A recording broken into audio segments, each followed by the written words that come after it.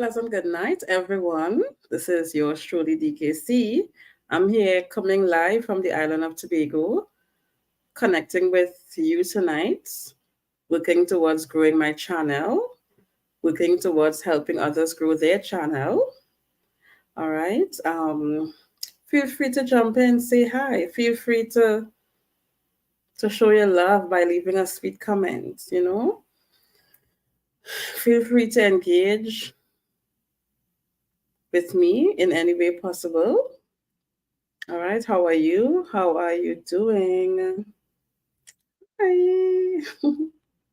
How are you, my dear? Please like the video before you go. Like the video and consider staying. We are working towards 10 viewers at the same time. Please stick around.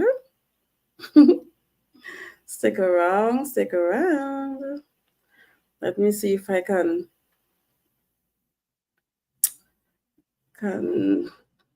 experiment. How are you? Welcome, welcome, welcome.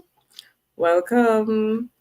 Let me look at the comments. Hey, hey, that's Bobby K. How are you, Bobby K? That's a new name to me, but welcome. How are you? And where are you from? I am a YouTuber on this platform on a little below a year. Growing stronger and stronger every day. And we are happy to have you on board. Welcome, Bobby K. Welcome. Welcome, Bobby. Yes, where are you from, Bobby? Hi. Where are you from, Bobby? Are you still there? Are you from the Caribbean? Which continent are you from?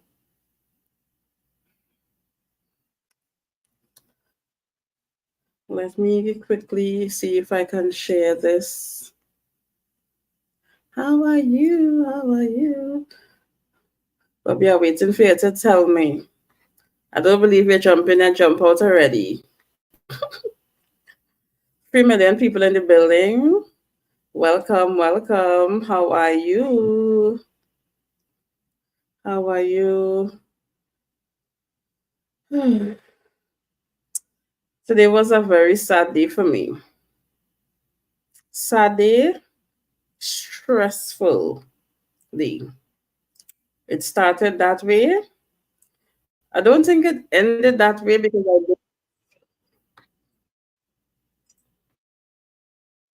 yeah, it started that way. I don't feel that way right now. You look like that from okay, let me open up with my blind self. Let me quickly get onto my phone.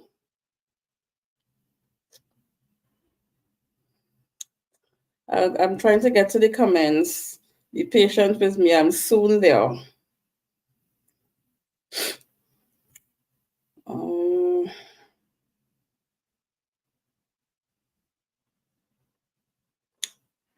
I'm trying to see.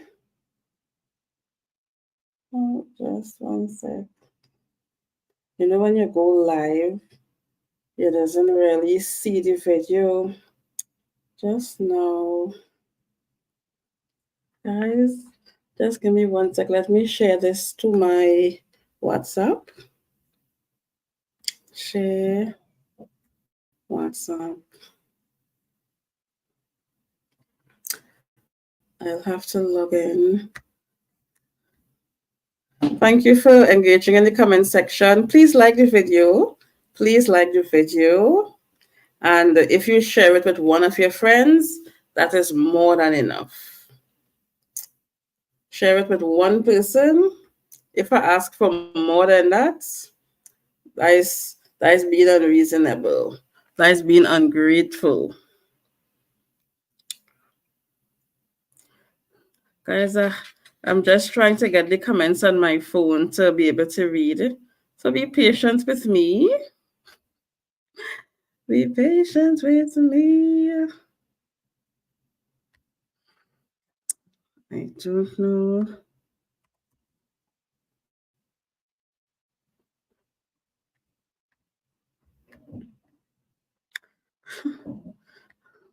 Just now.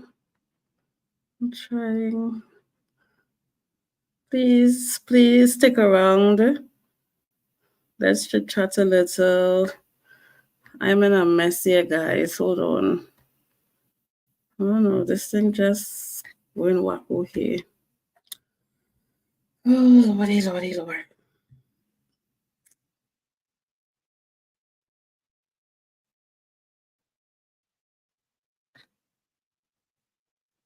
I'm sharing this to my WhatsApp.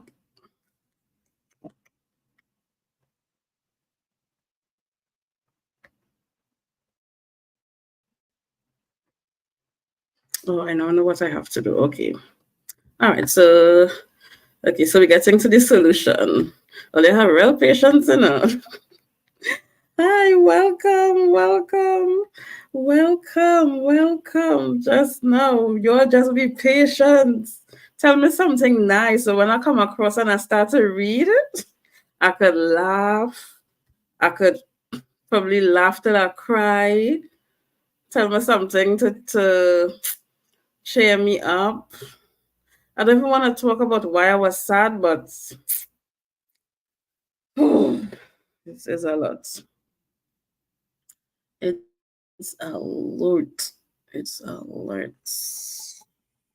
A lot is going on, guys. I don't know why this thing's stressing me out. So what I'm trying to do my dearies is find like you can send a WhatsApp message to yourself. I'm trying to send the link to my phone. And for no matter what I do, I'm not seeing my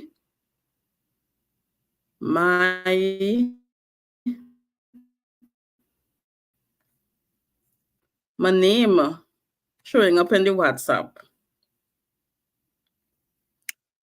Oh Lord. Create post, share in a post. No, that's not what I want to do. Maybe if I listen, guys. Oh gosh. I'm seeing some some new faces in this chat here. Welcome. You all are welcomed. Oh God. Welcome, welcome, welcome.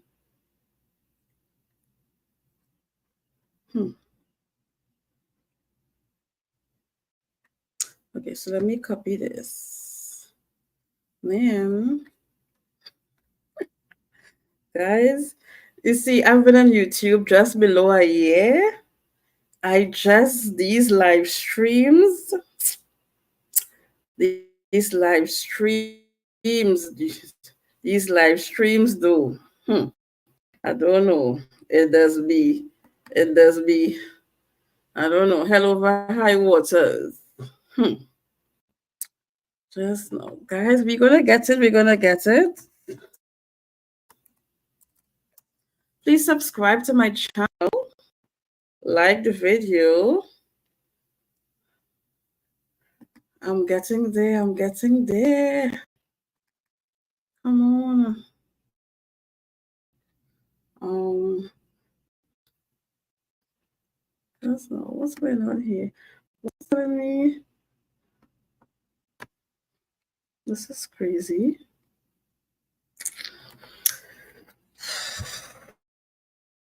All right, let me switch accounts and different accounts. Hopefully, I will see the notification when I switch.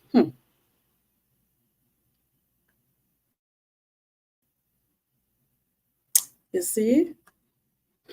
See the notification when I switch. So it's a good thing I thought of that idea.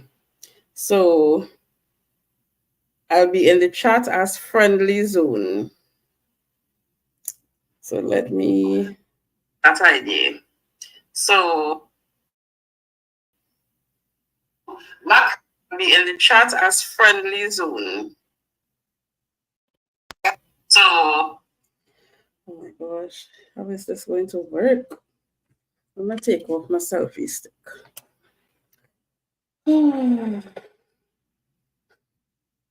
Listen, I probably am the worst YouTuber you will come across. What kind of craziness is going on this channel? Shalice Myrie says hello. Hi, Sharice. Hi, Sharice. How are you? Awagawan. Jody Lebouche says you look like that from Flavor of Love. I don't know what is like that. I don't know if that is a compliment or an insult. But, oh gosh. Guys are eating ramen. Ramen.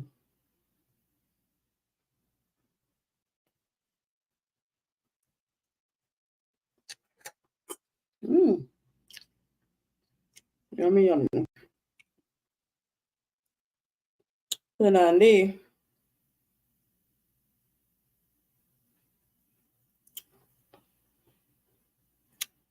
Let's not do that, Andy. Hi, good night, DKC. Hi, DKC. Hi, Shalice. Myrie.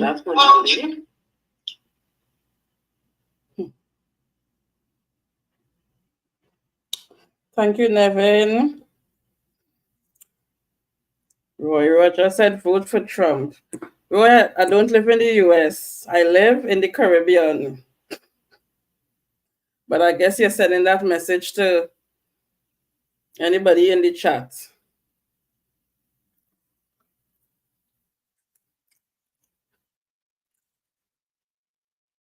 What happened, Hawk?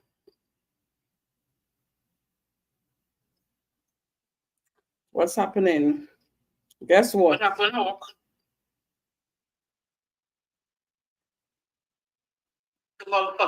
What's happening? Guess what?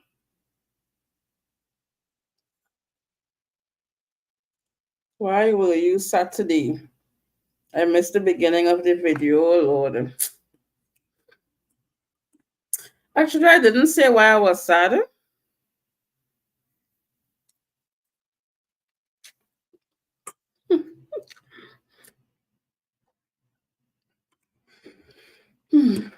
It was everything. I didn't really explain, but it was a sad day. If I were to describe my emotions,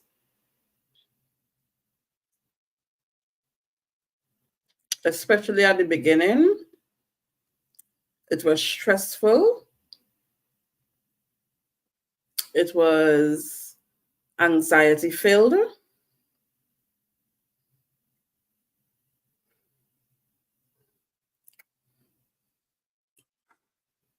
Yeah, that's the most I could see. Yeah. Mother. Listen, I'm trying to see the comments. Yeah. Guys, I'm trying to one of these persons who is one of these persons. I'm trying to one of these persons who's on live. I just scroll down and scroll back up. I apologize.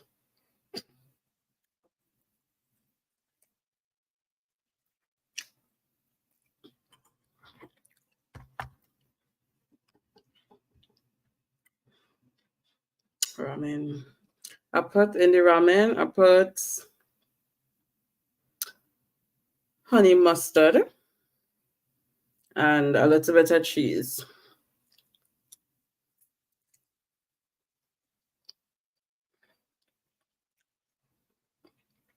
I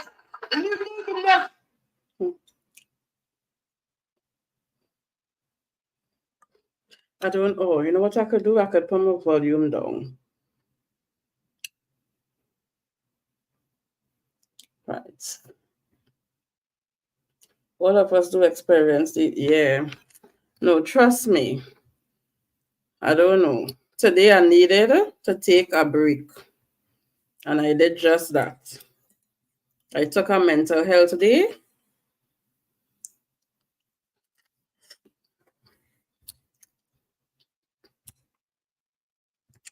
for myself. Well, in reality, I didn't initially take a day from work because of that, but it worked out to be just what was needed.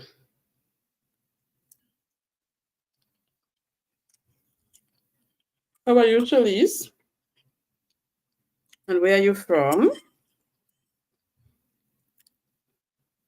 Please subscribe, turn your bell on all. Recently, I literally had 7 days back to back of vlogs. Consider checking them out.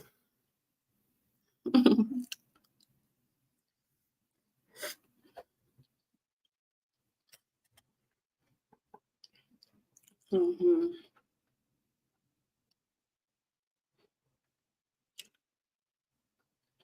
Hi, Nevin and PCC.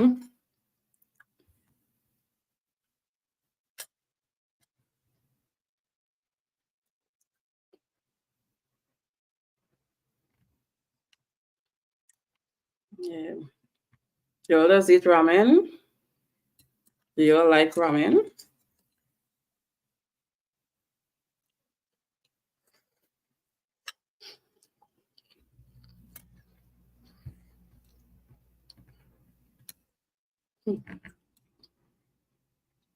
Young people, especially the Gen Zs, love ramen.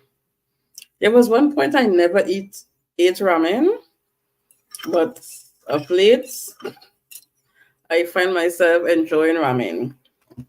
But because of the salt, I try what I do is I use half pack of the seasoning salt in one, and after it's is cooked, I drain off all the water. And after that, now I add my Italian seasoning, which I think is oregano. I would add, like honey mustard. Mustard tends to enhance cheese. So, hi, Gideon. What's up, brother? Glad to see you. Are you okay? The title says you're sad today. Well, today was sad. Today was very sad. But in a sense, like I really can't talk about it, you know. But what I could say is how everything made me feel. I don't have liberty to speak on the topic, but it was very stressful. It was a very tense day for me. It started off worse than it is now. Well, right now I feel good. Right now I feel very calm. I don't feel anxious as I was feeling when the day started. I just feel good. I feel good right now. I had a day, I would call it a mental health day. I could say it was given to me because I had to leave work early for a reason.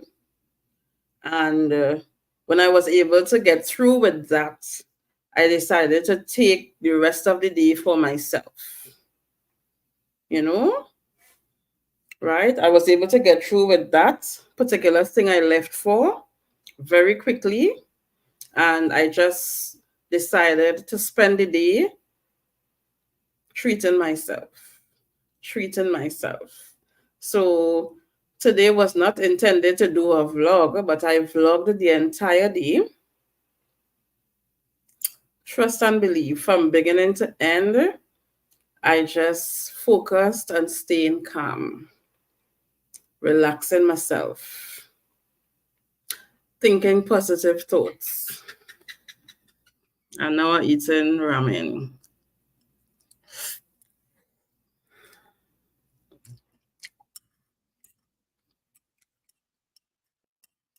But you could think of any scenario. What kind of scenario would make you feel anxious or stressed? We could list a whole bunch of scenarios, right?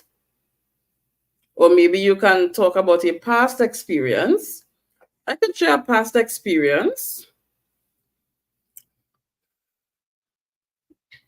Yeah, I could share a past experience, something that made me feel very, very anxious and stressed.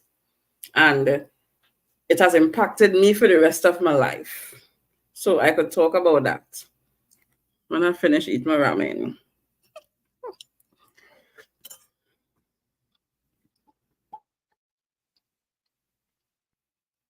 Wow.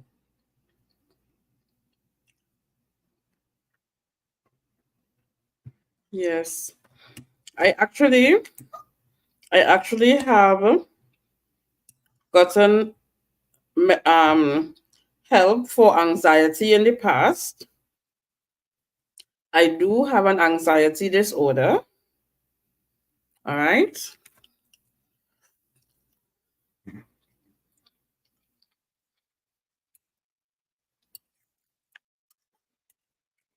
Dealing with stressful situations is not generally easy for me.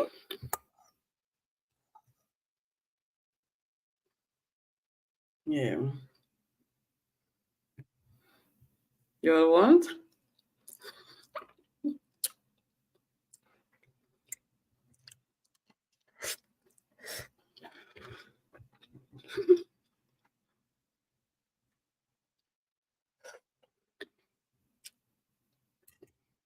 Yeah. So I'll give you an example of a stressful situation. But let me finish eat. So I wouldn't be eating and ramen pelting left, right, and center. But guys, this tastes real good. Next time you make ramen, drain out all the water.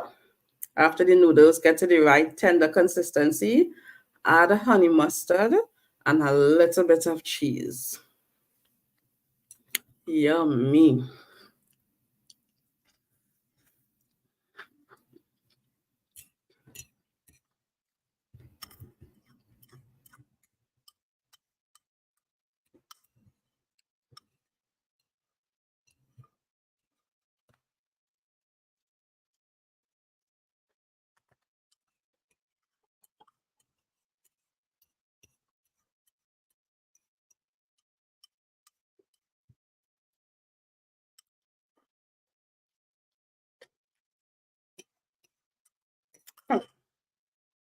All right, so I think I could let me pour me some water.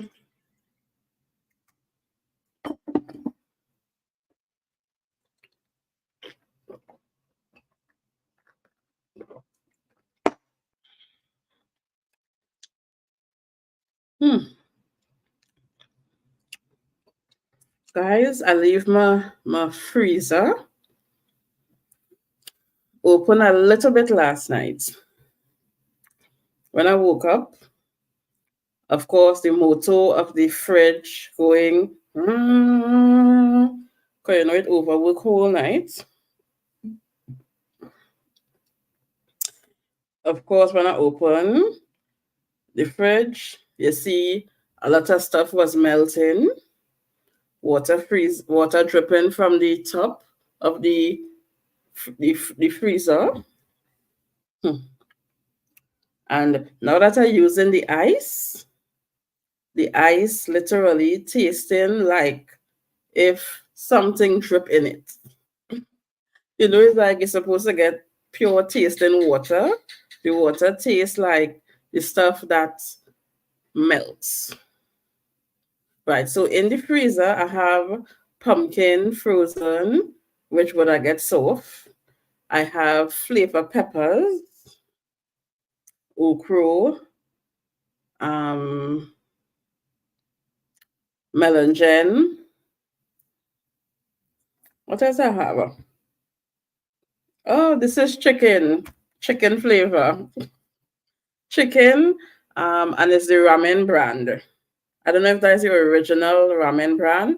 I think it's called Nissin. The Nissin. Well, in Trinidad and Tobago, it is the most popular brand of ramen. It is the original brand that we had years. Yes, so stressful situations. Um, my life is filled with many, but I could speak of the one that caused me to have an anxiety disorder. Right? I think I shared this story to a closed group before, but I don't think I ever added it to my YouTube channel. Okay? So this is what happened. So as I said to you, if you're joining, like most recent, I have an anxiety disorder. I struggle to deal with difficult circumstances, right? And if you don't know what an anxiety disorder, it is, let's just see, it's a disorder. You know what anxiety is? If something happens that make you feel anxious or panic, like let's say somebody ring your phone 3 o'clock in the morning. Nobody calls you at 3 o'clock in the morning, right? So if your phone does ring 3 o'clock in the morning, what would normally happen is an anxiety response. All right. So you feel stressed, afraid to answer the phone. Your heart might start to race.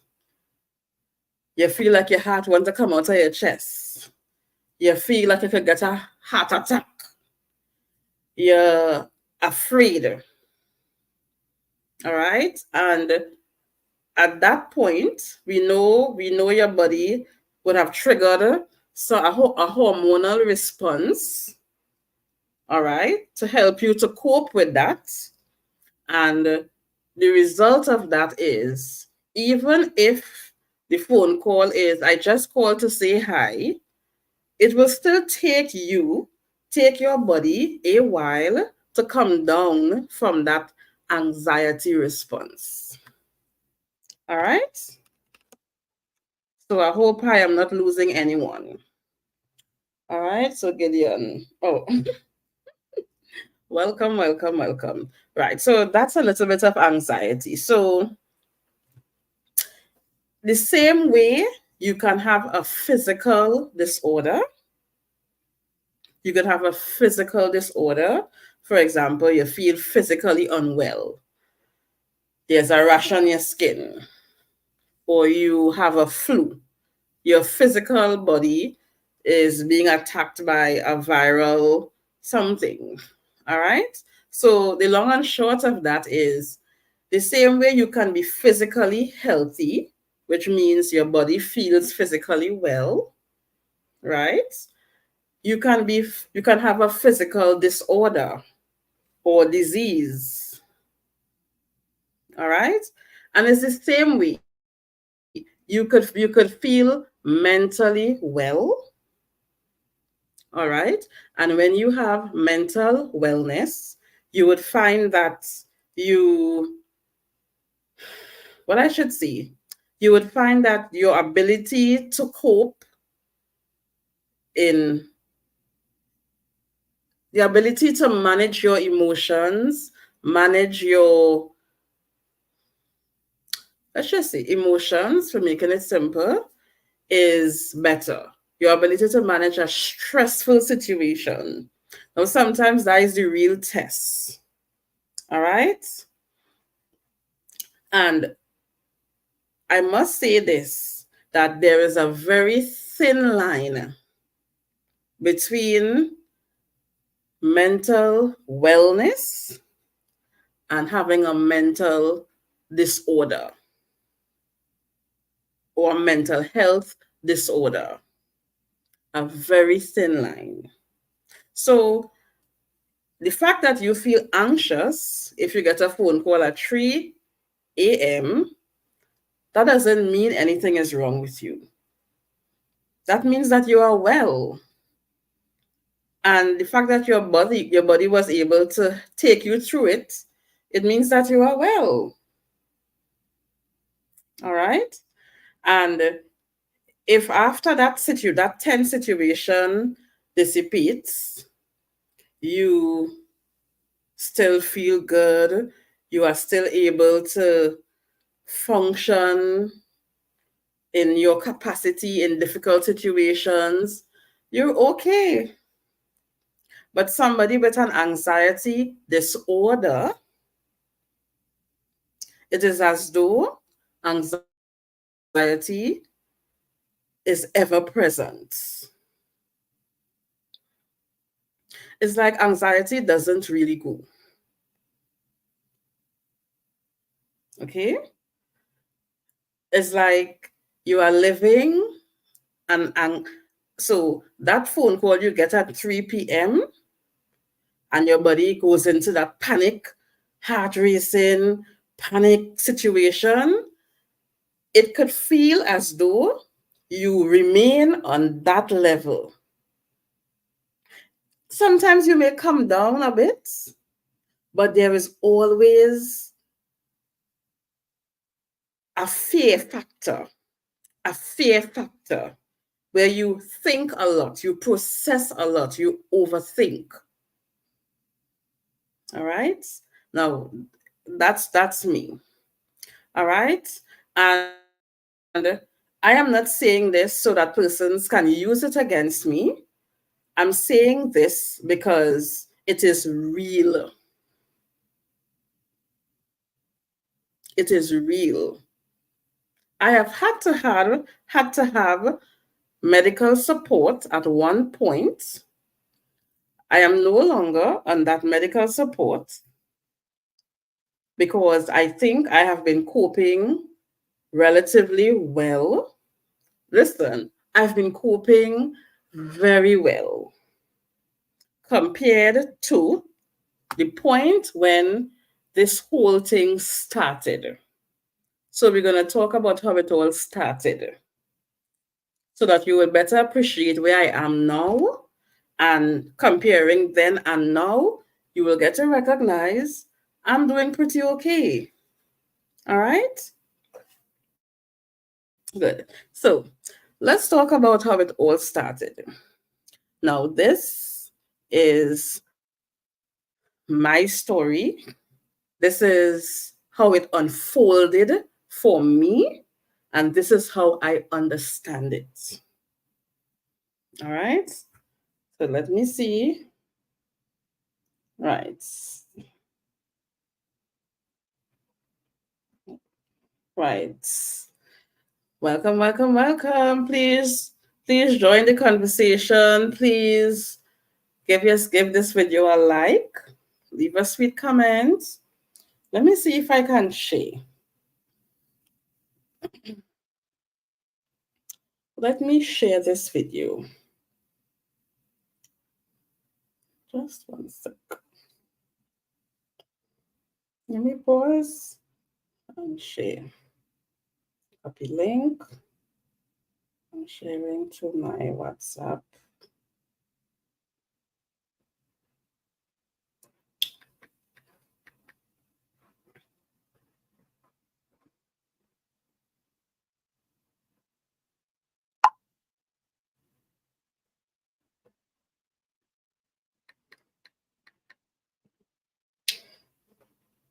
Guys, we're gonna get it.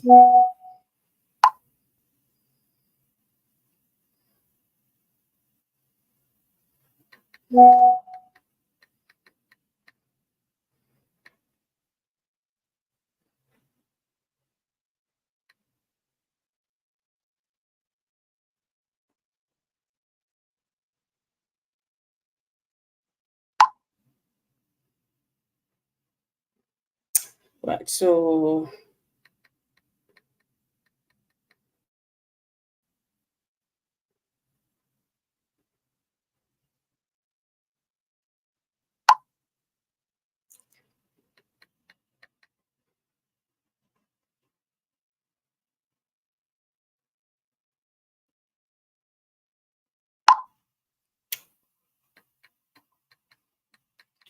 I should have done this earlier.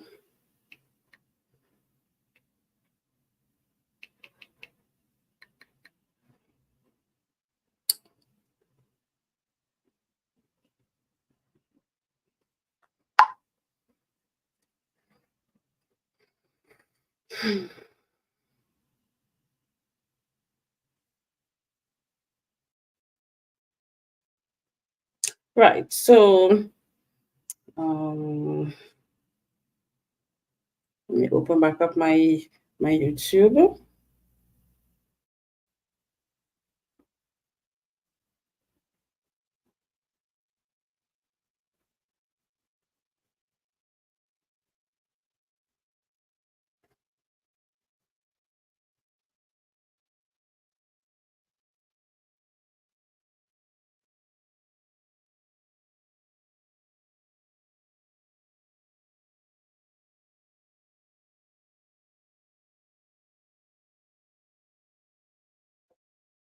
Right.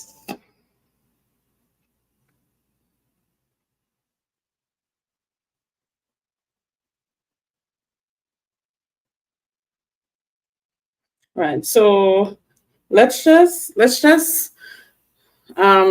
a few minutes to see if we can get 3 more persons to join. All right. My lighting is not lighting. My lighting is not lighting.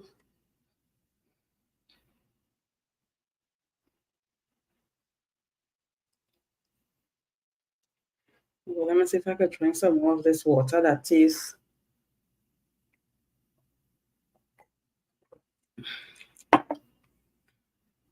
Yeah. Gideon, are you still there? Are you still there? Gideon.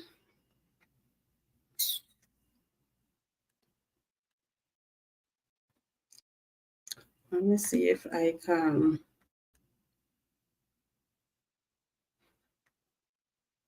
Mm-mm-mm.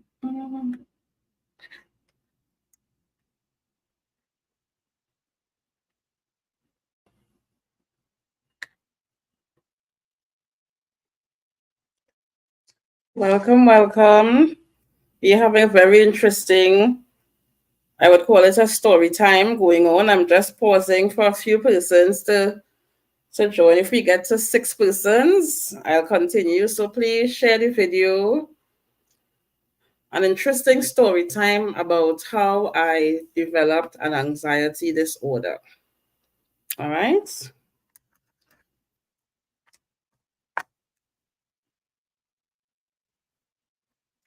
All right. Please share the video. Share the video.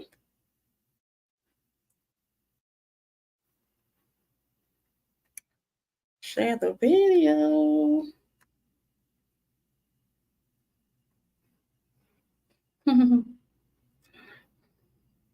Welcome, welcome, welcome, welcome, welcome, welcome.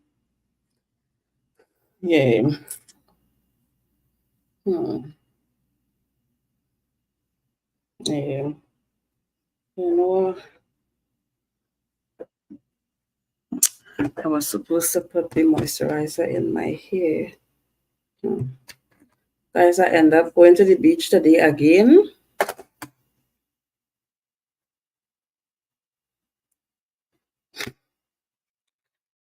Can we share the video to see if we can get at least 6 persons? Share to one person, one person.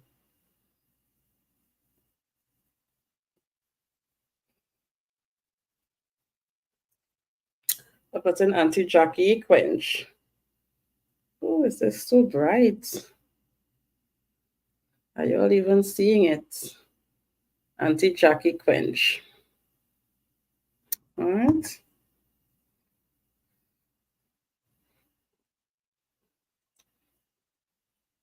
Hmm.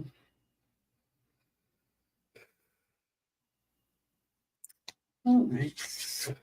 Yeah, so back to my story time. All right, so I will tell you what happened the first time I got a panic attack or an anxiety attack. All right. And then I will tell you why I connected it to a particular event. Okay. All right. So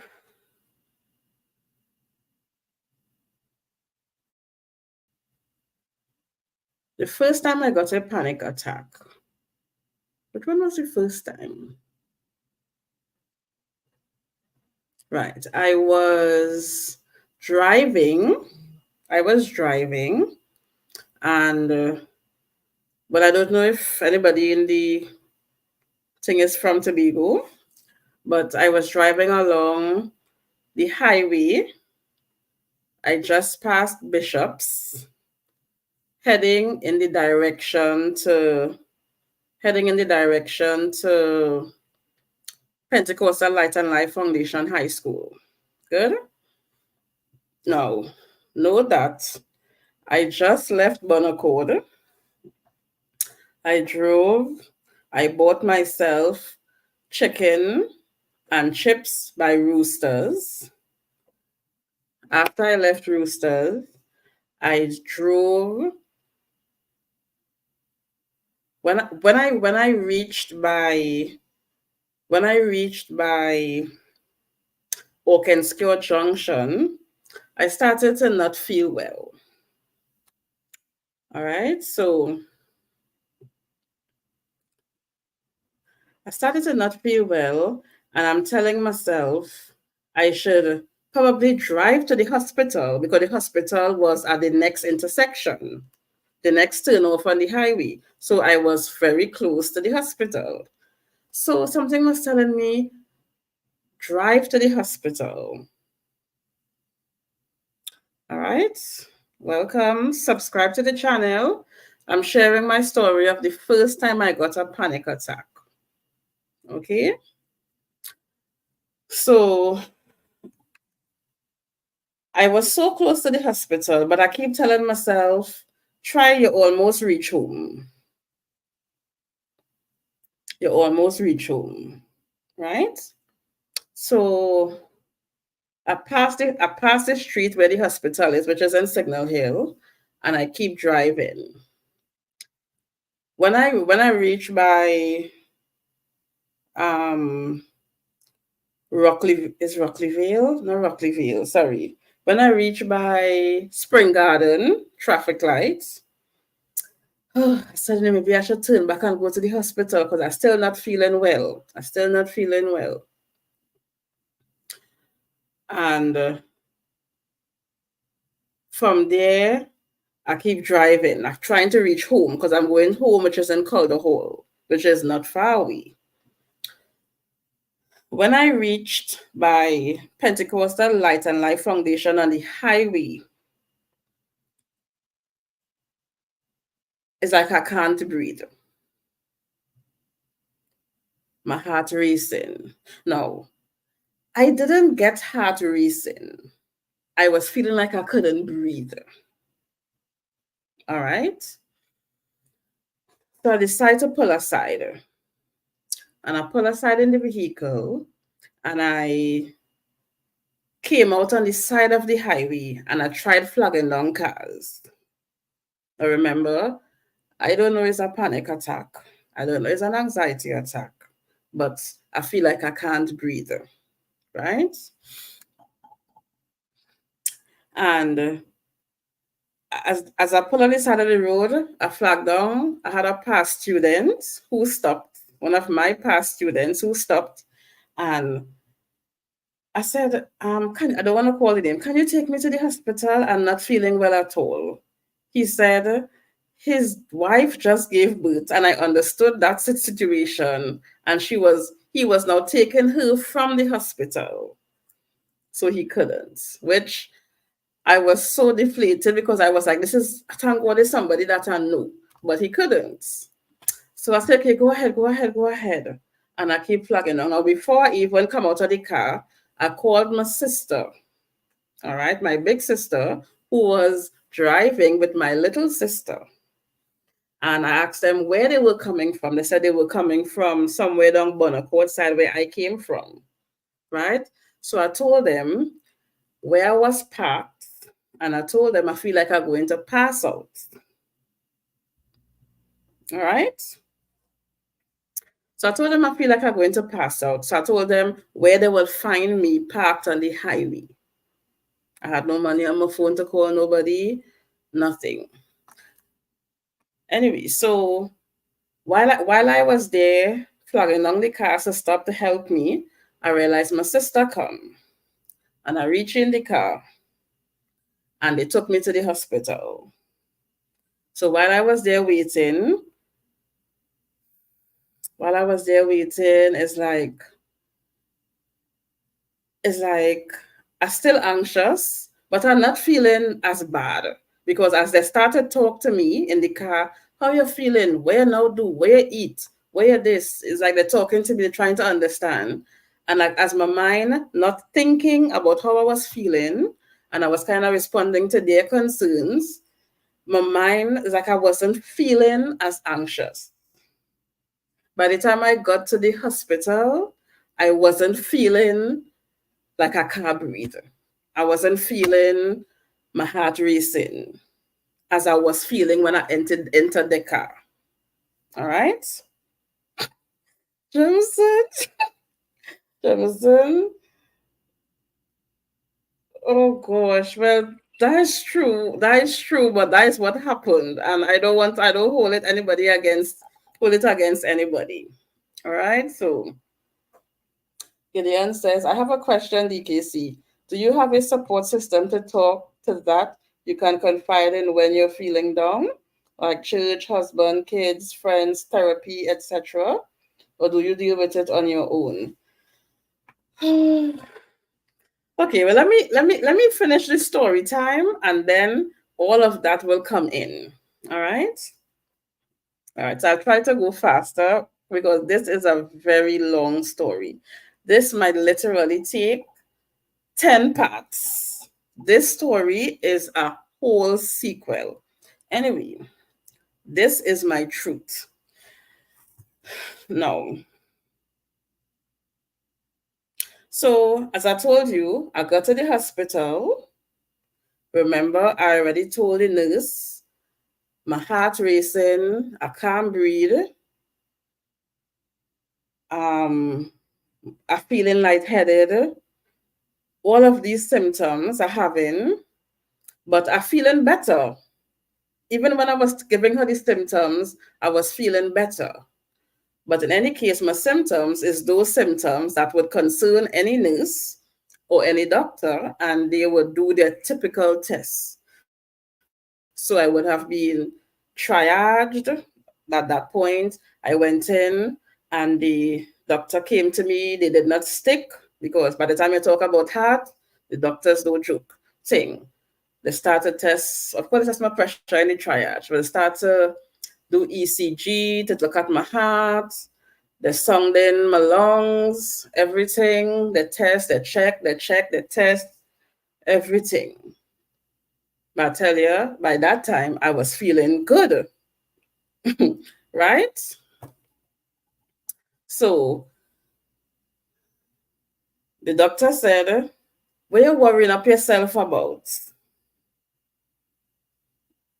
Right? What are you worrying up yourself about? I was like, me ain't worrying about nothing, you know? It's like I really don't think I was worrying about anything. It's like if you ask me what am I worrying about, I couldn't necessarily pinpoint. And I don't even think that I was thinking or overthinking anything. All right. Anyway, we continuing. So that happened. I went home, everything. Now, so many different panic attacks happened that I can't even remember which one happened first, second, third. So I'm going to give you another example. If I would wake up with a panic attack. Wake up, full blown panic attack. Wake up, I can't breathe. My heart racing. Now remember, I don't know what it is, right? This is before it was kind of diagnosed, right? Full blown panic attack. Think I can't breathe. And then I'm telling myself, Donnelly, you need to get into the car. Because if you only fall down in this house, you don't know who could lift you and carry you out. So try to reach the car. So when I wake up with a panic attack, my mind is always on get to the car. So when I go into sleep, because I've been waking up with panic attacks, now I'm waking up, this is like 6 nights in a row. I wake up with a panic attack. I can't breathe, all of this drama, hyperventilating. I can't focus. It's like it's not making no sense. Once I reach in the car and the car take off, now I'm not driving, I was being driven. Once I reach in the car and the car started to drive, you would not believe how I just start to feel better. So that was anxiety, but I did not know, right?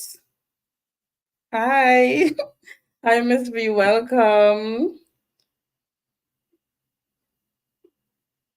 Hi, Miss B. Welcome, welcome, welcome. Please like the video. Tap, tap. Tap, tap to like the video. Consider sharing it. Right. So basically, once I'm in the car and I'm driving to the hospital, I feel I am going to get help. Right? I feel like, let me see, I am like 3 minutes to getting help. So if it's a heart attack, I on my way. And even if I pass out in the car is going to the hospital. So for me, there was a panic. There was like a thought. So by the time I wake up with the panic, more panic on that because now I'm trying to get in the car. I'm trying to get to the car fast. I'm worrying about fainting away. I'm worrying about everything. But once I start driving to the hospital, sometime by the time I reach there, I feel a little better, right? And then the doctors go through the same tests, ECG, the tests, XYZ, they go through, same thing. And they will say, why are you worrying up yourself? You're probably anxiety. What you're worrying about? No. No, I went to the A&E about 6 nights straight.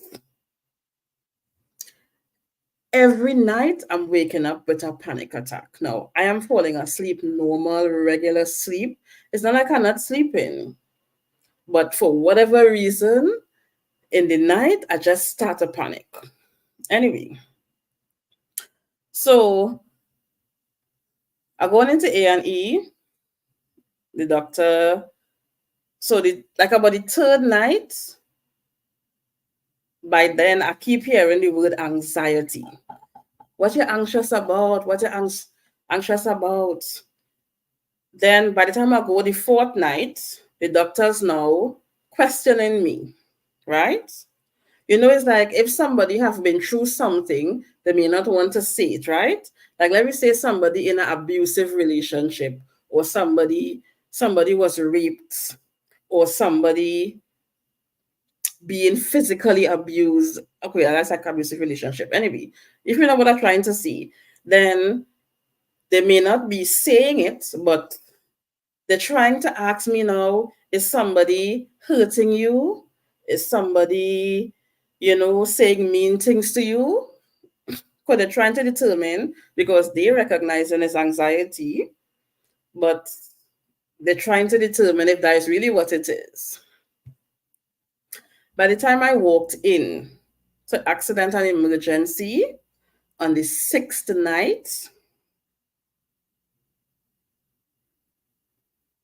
I can't remember if it's fifth night or sixth night. I think it's the sixth night. Sixth consecutive night. So when I walk into A&E, sometimes the same doctor, or the doctor who saw me night one, they see me night three, and they see me night five. So it's like this is a repeat patient coming in for the same symptoms. And every time she comes in, is the same thing we're telling her. Anxiety disorder. Anyway, so with that, when I walked in the sixth night, I was met by the doctors laughing at me. So as I walked in and they saw me, the doctor just looked at me and started to laugh. And as I told you, by the time I reached there, of course, I'm not feeling as anxious as I left. Good. And the doctor laughing at me really got me hurt and upset. But I keep saying to myself, I was happy to hear them tell me nothing is wrong with me physically, right? They're testing, nothing is wrong. My heart is good, my lungs is good. They're not seeing anything. All the blood tests, there is no infection, there is no nothing. There is nothing wrong with me physically. So those 5 nights prior was enough for me to conclude that physically nothing is wrong. And yes, they were telling me I have an anxiety, but they were not saying disorder. Anxiety, what you're worrying about, stop worrying up yourself, relax. You need to relax. Da, da, da, da, da.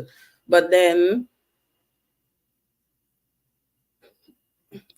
it's like I wished one of them told me that you are having an anxiety disorder. Or let us call the psychiatric doctor. Let you speak to a counselor. Let us now remember, this is for me discovering what anxiety is and what an anxiety disorder is. All right, this is how it all happened. I just wish now, even when they said it's anxiety, for me, I don't think I worrying. I don't think I was worrying.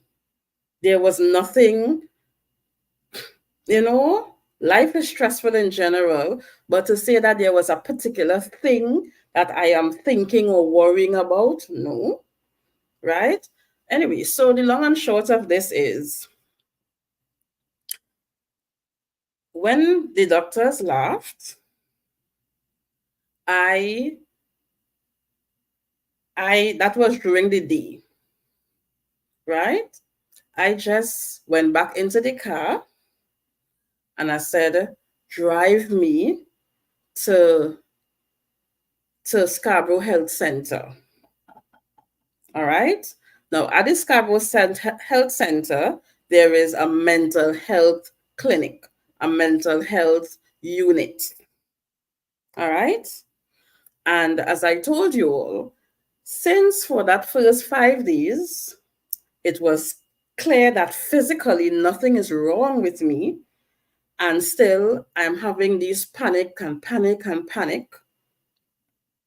And one of the things that was happening to me, which was escalating because of now I'm not getting sufficient sleep and all of that, was I would be clenching my teeth.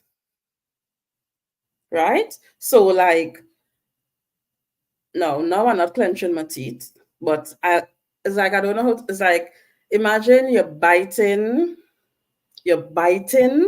hard for no reason.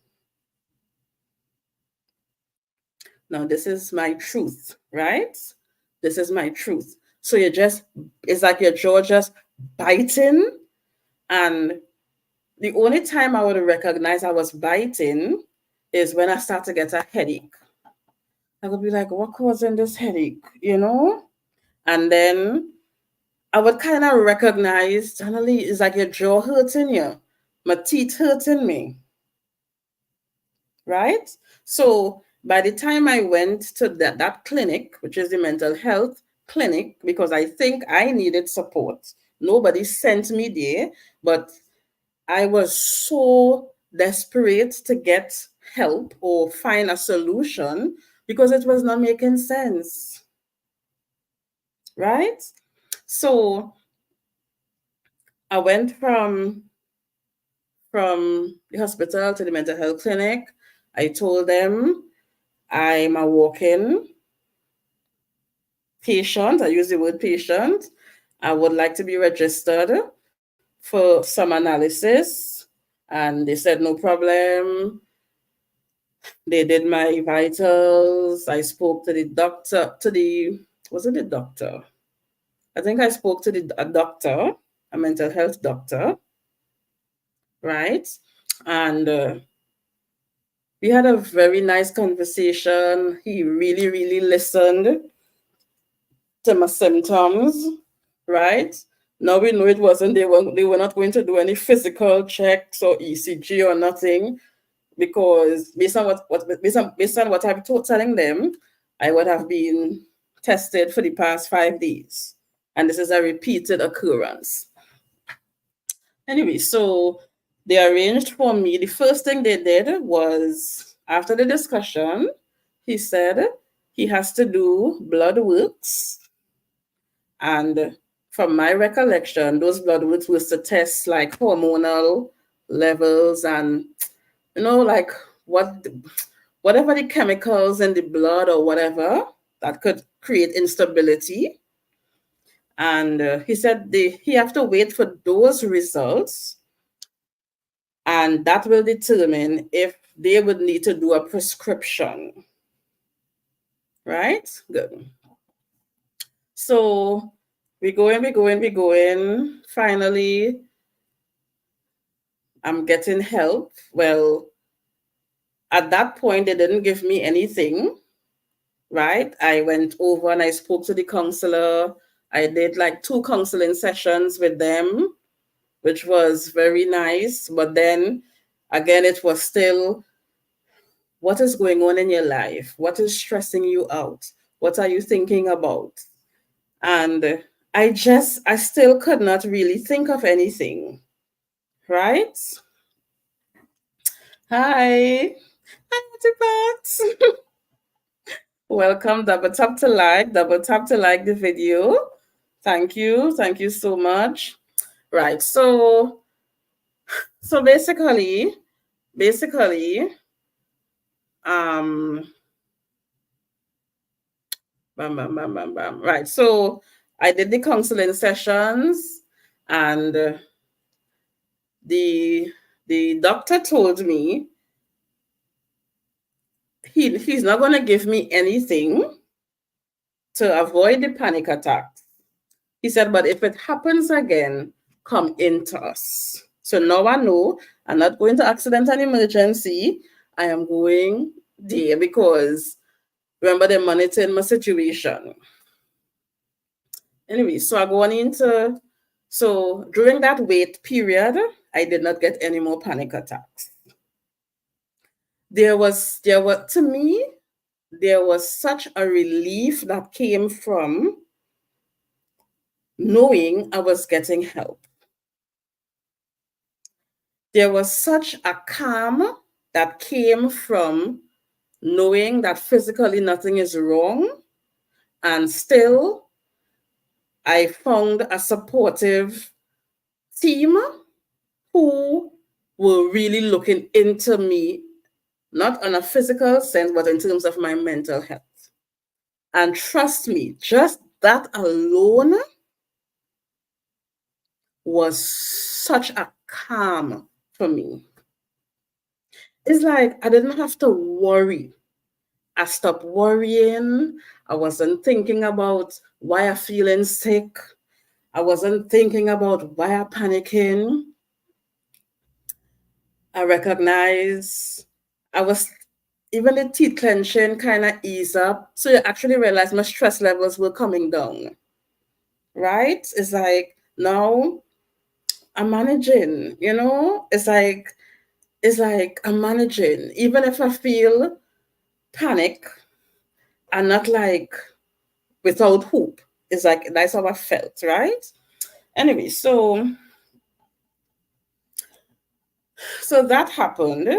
And then by the time the results came in for the hormonal therapy, I went back, right? Well, of course, I told him I didn't get any panic attack. That's why I didn't come back in before. And he said, that's very good. But then when he looked at my hormonal levels, I was still having teeth clenching, even though it wasn't as bad, right? So he said he's going to do a prescription, a very mild prescription, and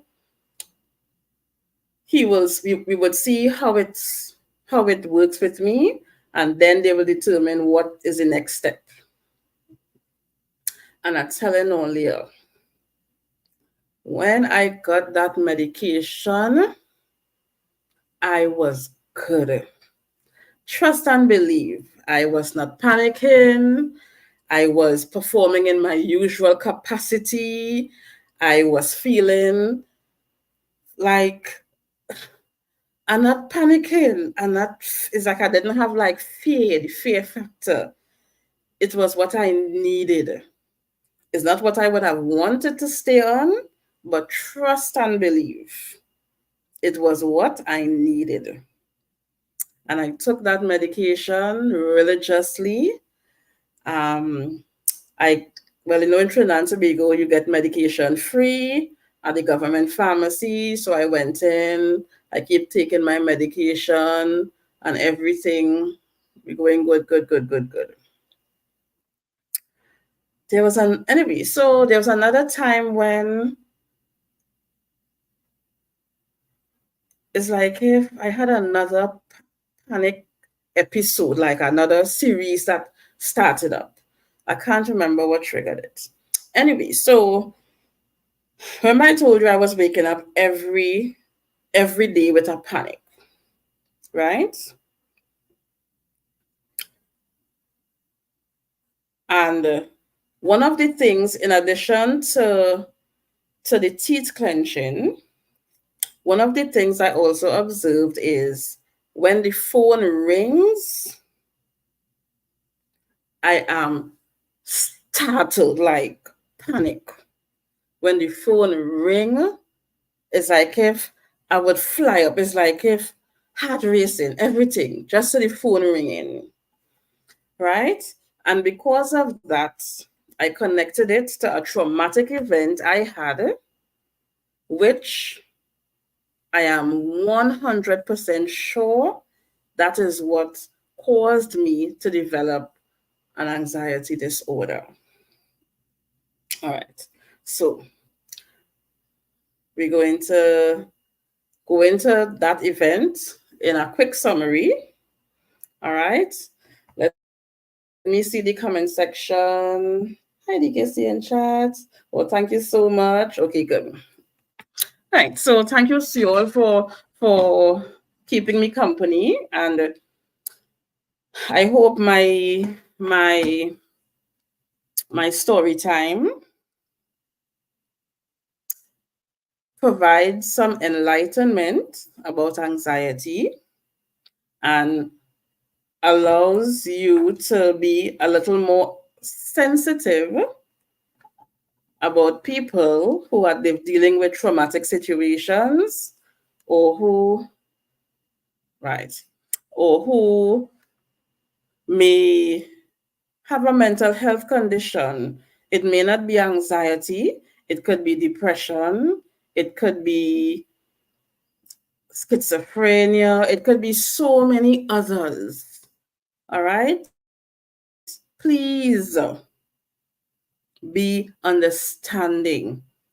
I hate to see people speak in a demeaning way about somebody with a mental health condition.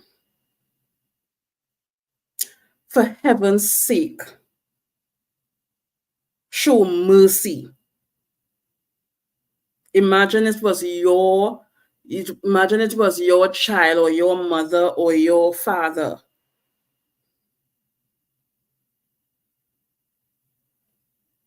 No, show mercy. Some things people just say, just shock me and just make me feel anxious.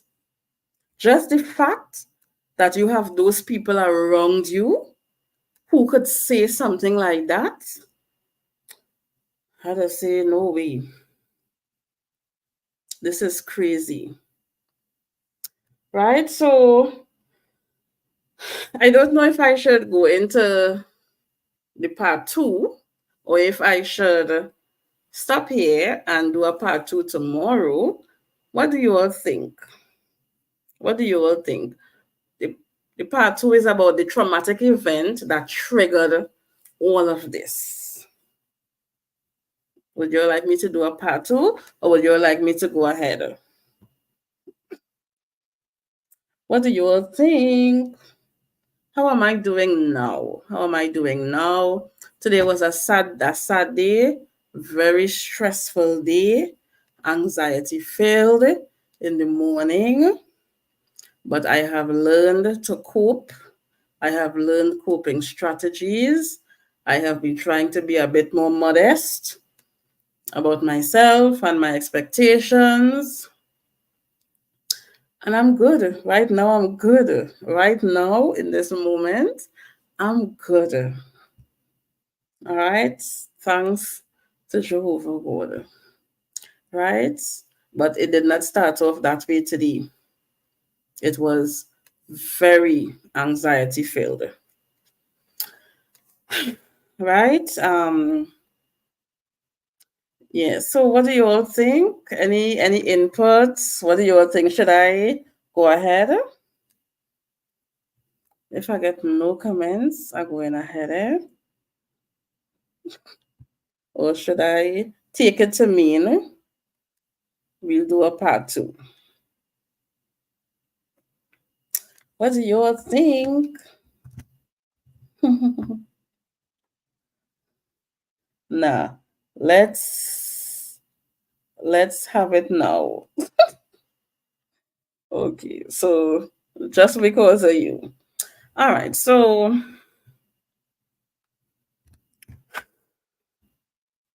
depending on who is looking, you may or may not know that I would have done wedding business, right? I would have even shared a video recently of a event I did at Pigeon Point, and it was so beautiful, right? Now, so this story is connected to that period of time when I was doing weddings. I no longer do weddings for several reasons, and this is not one of them. Anyway, so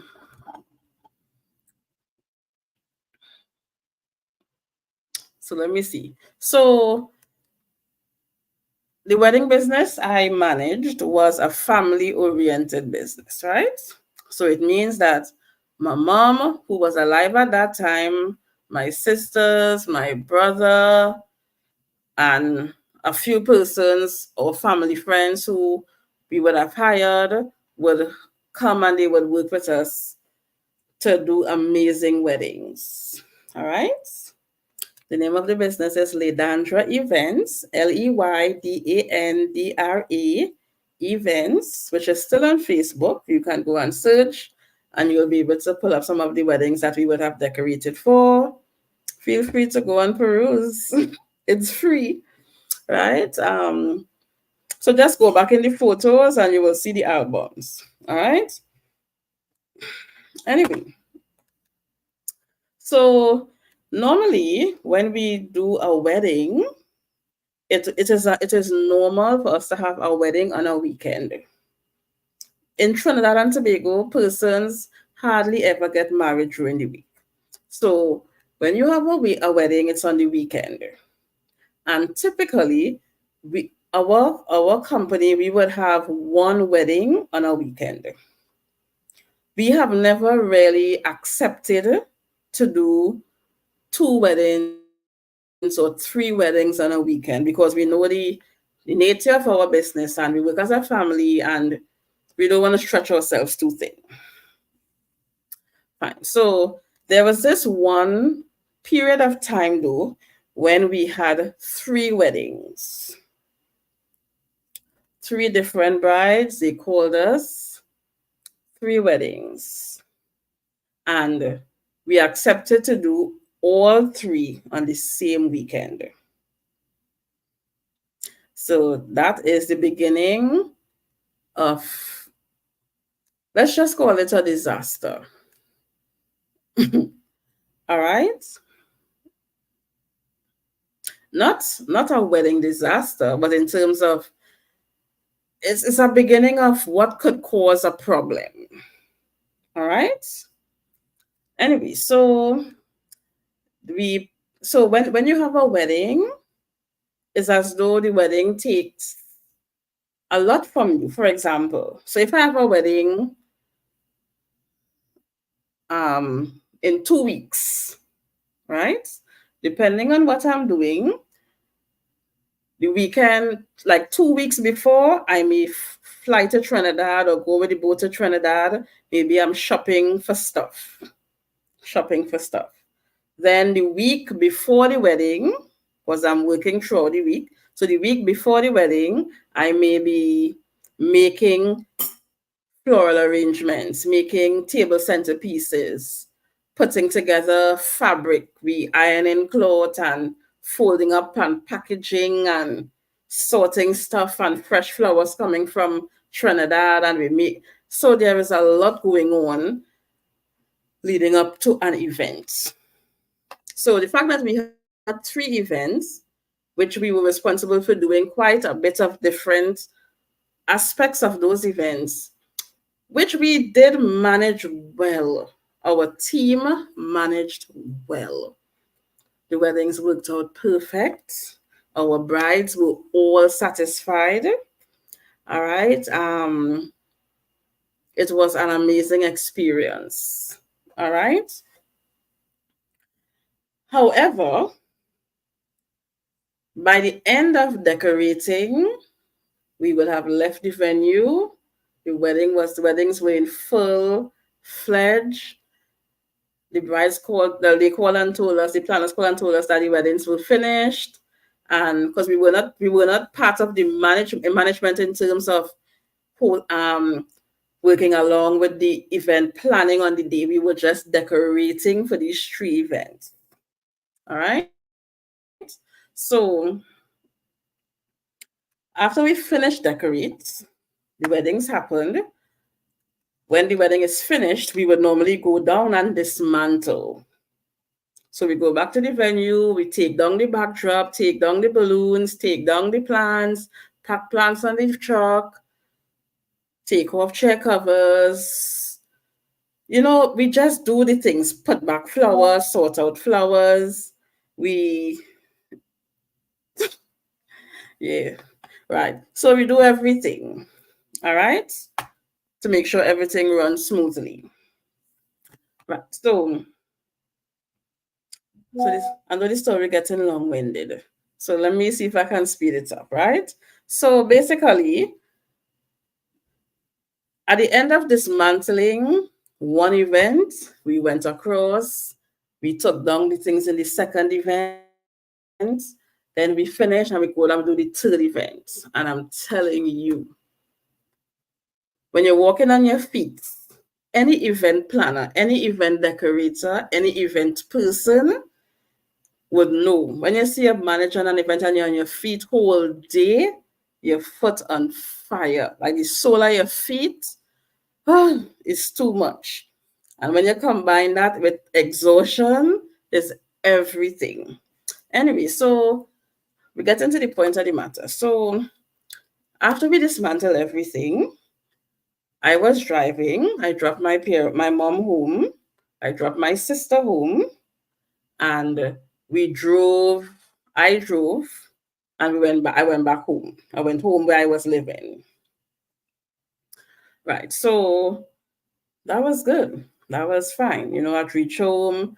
I was tired to a frazzle. I was in pain. My sister in pain. It was just everybody in pain. And we, I reached home. I took a bath, and I got into bed. And I got cushions from the living room chair to make like a like a lift for my foot, and I put my foot up on the cushions, and I lie down, but I can't sleep. I was so tired. I'm talking about extreme exhaustion to pass out. I was so tired that I just could not sleep. I could not sleep. I could not sleep. Eventually, I dozed off into sleep. Right? I really can't tell you if I slept for 5 minutes, 10 minutes, 13. Well, I sure it's like about 5 minutes. I don't know. I didn't look at the time. Anyway, so as I fall asleep, the phone rang. And I said, oh my gosh. I don't think I panicked. I didn't panic because the phone rang. But in my mind, I felt maybe we left something at the venue, and maybe one of the planners or the bride was calling to say, you left a chair cover, or you left a vase, or you left something. So in my mind, I said, I need to get up and take the call just in case it's something like that. When I got up and took the call, it was my mother, right? So I'm going back a little. So I dropped my sister home, my mommy and my sister home, right? And my sister decided she was going to take a painkiller because she was in so much pain. I was in pain too, right? So she said she was going to take a painkiller. It's a painkiller that we are accustomed taking. Like as girls, if we have a period pain, this is a pill that we are accustomed taking. This is nothing strange, nothing new. It is something that we are accustomed taking. All right? No. Hi, Latoya. How are you, gal? Love, love, love. Mwah. Yes. Yes, so I've just given a story time about what triggered my anxiety disorder. All right. Right. So please double tap, give the video a like. That will be appreciated. Right. Right. So, yes. Thank you so much. I do appreciate. Yeah. So, right. So she went home. She took the painkiller, which, as I said before, is nothing strange, right? And apparently, she fell asleep. All right. So my mommy is in her bed. My sister, she fell asleep also, and it's like the same time, like I fall asleep. It appears as though she woke up with violent vomiting and diarrhea. All right. Listen, she took that tablet, and for whatever reason, she had an allergic reaction to it. Listen, this does surprise me, but I'm telling you, I am convinced that because of our level of exhaustion, And maybe that we run our body to that extreme, it just caused whatever to develop that allergic reaction. I can't explain it. I don't know how allergic reactions work. But as I told you, this is a pill that we are accustomed taking, right? So she woke up with vomiting and diarrhea. Vomit, diarrhea, vomit, diarrhea, vomit, diarrhea. And of course, that woke up my mom. And my mom, when she called, my mommy said, Donnelly, you need to come now. Donnelly, I need to come now. Remember, my body is on exhaustion. Listen, it was not funny. Listen, I needed to be lying down, right? I needed to be lying down. I didn't need to be doing nothing. But I happy got up for the call, call it would have been worse. Anyway, so my mother say, I need to come now because Daniel having vomiting and diarrhea. And she says she's not going to make it. I couldn't grasp what that, well, it's like, I heard what she said, but remember, I'm not there to see what is happening, right? So I was like, okay, so adrenaline kicking. Remember, your body is on extreme exhaustion, and now your body now pump adrenaline into this already chaotic situation. So adrenaline is pumped, and I pick up my key, jump in my car, put back, well, of course, I put back on clothes. Put back on clothes, jump in the car, reach by my mother to meet the whole passageway that takes you from the living room to the toilet was vomit. When I put my foot on that step, it was like a like a skateboard because I didn't expect to meet vomit on the step, so I went down the step. And as my foot landed, I just had to stop myself. And I'm telling you all, the situation wasn't good. I said, okay, ambulance. So I leave the bedroom where my sister was on the toilet. My mommy there. My mommy was already sick, so she couldn't fight up, right?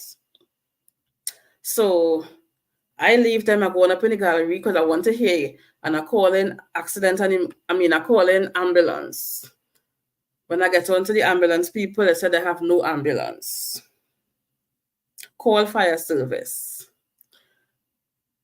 I call fire service. They have no ambulance.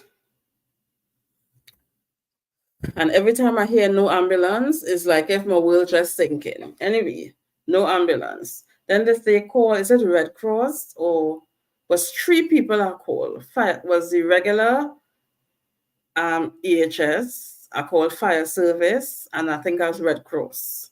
There was no ambulance. So I go down in the bedroom, I said, tell my sister, I said, it don't have no ambulance, but we need to get to the hospital. Now, I working on adrenaline, eh? We need to get to the hospital. To be honest, I was telling her that without even thinking that she would make it to the car.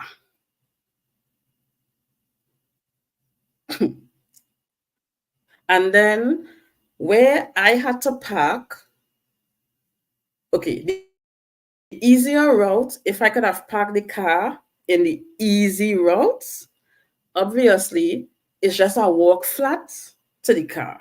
But then there was a car blocking that road. And this is whatever hour of the night. So I had to park on a little more incline, which would have been a little more stress to get to that particular location. But I said, Lord Jehovah, listen, help me to get to this car. And we had a big piece of plastic or tarpaulin, and I spread it on the whole seat because I know when she come in, it's vomiting and diarrhea. And I didn't care. The point is, let me just reach. And she stand up, and I said, okay, let me go. One today, one tomorrow, one today, one tomorrow. Trust me. Walking with the chair behind she. One today, one tomorrow. I holding she, we walking to the car. We finally get to the car. I was so glad, eh? I never drive so fast in my life. I never drive. I drove through every traffic light. Pure horn. Well, of course, I was observing the road. It's not like if I was driving reckless, but horn, just horn, observation, horn and observation. And that was a real situation. So when we reach, Aventina said, we need a doctor. We need a doctor.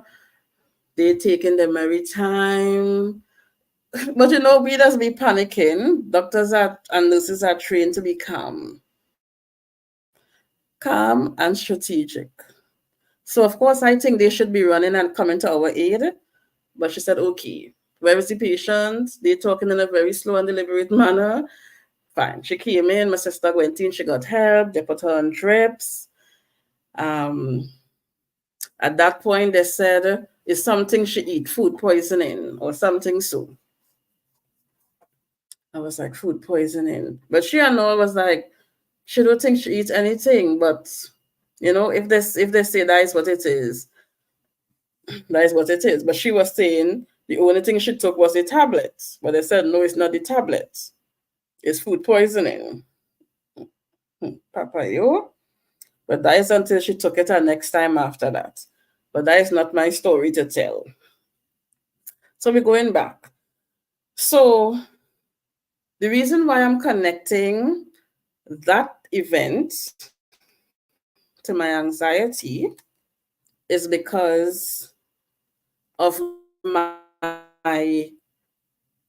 crazy, I'm saying crazy, is my aggressive reaction when the phone rings.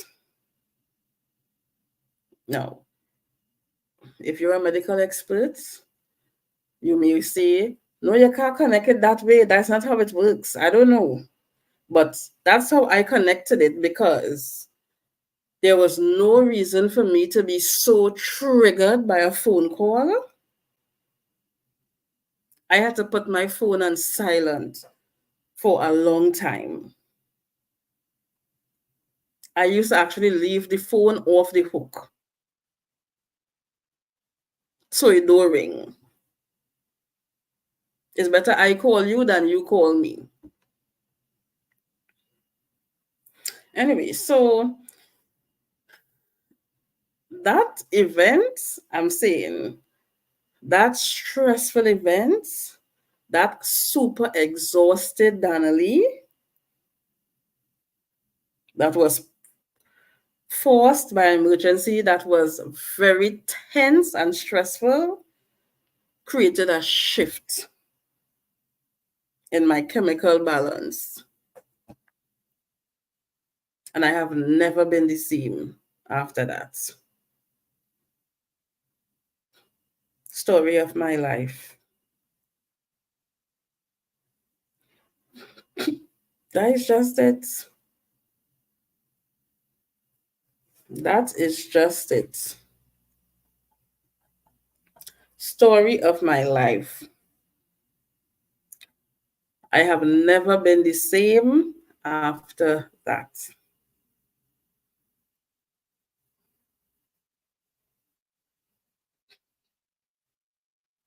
And as the doctor said, anxiety don't go away, right? You can learn to cope with it, but it doesn't just go away. It's not like a flu.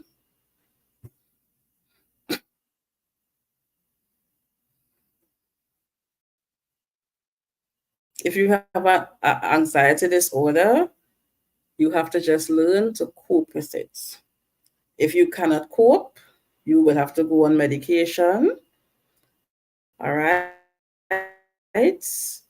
You have to know what is best, and you have your support team. All right. You all could work it out. All right. But that is really what it is. So I I felt so dependent on the medication because it really helped. But eventually I was weaned off, which means you reduce the dosage gradually until it stopped. I realized I coped very well. I have learned that anxiety doesn't necessarily kill you. You think you're getting a heart attack, but you get to learn it's not a heart attack. Now there is a name to what is happening. So you know, okay, so yes, I'm panicking now. And I know I need to stay calm. Breathe, breathe.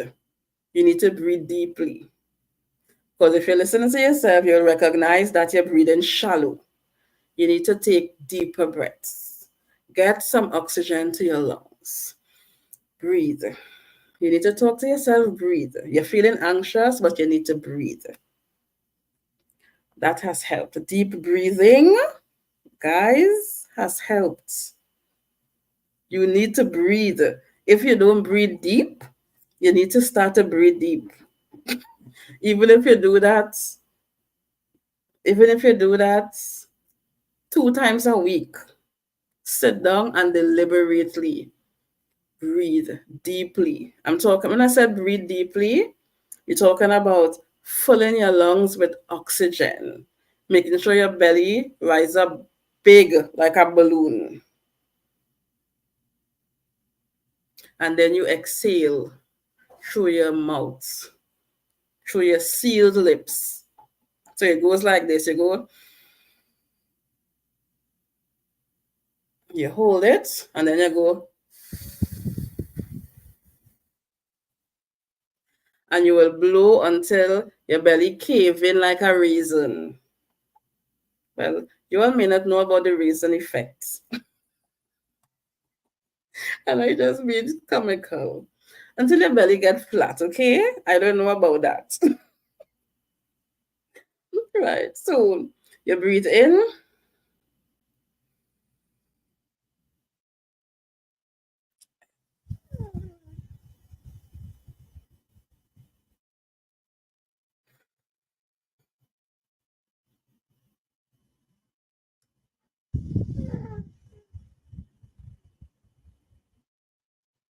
trust me. When I do that, like how I do that twice, I feel calm just by breathing enough oxygen into your body, right? Trust me, that has been a lifesaver, right? Another thing was after a while, I wasn't sleeping good because of the anxiety. So I took medication to help me sleep for a period. And the fact that my body got rest, I was able to cope better.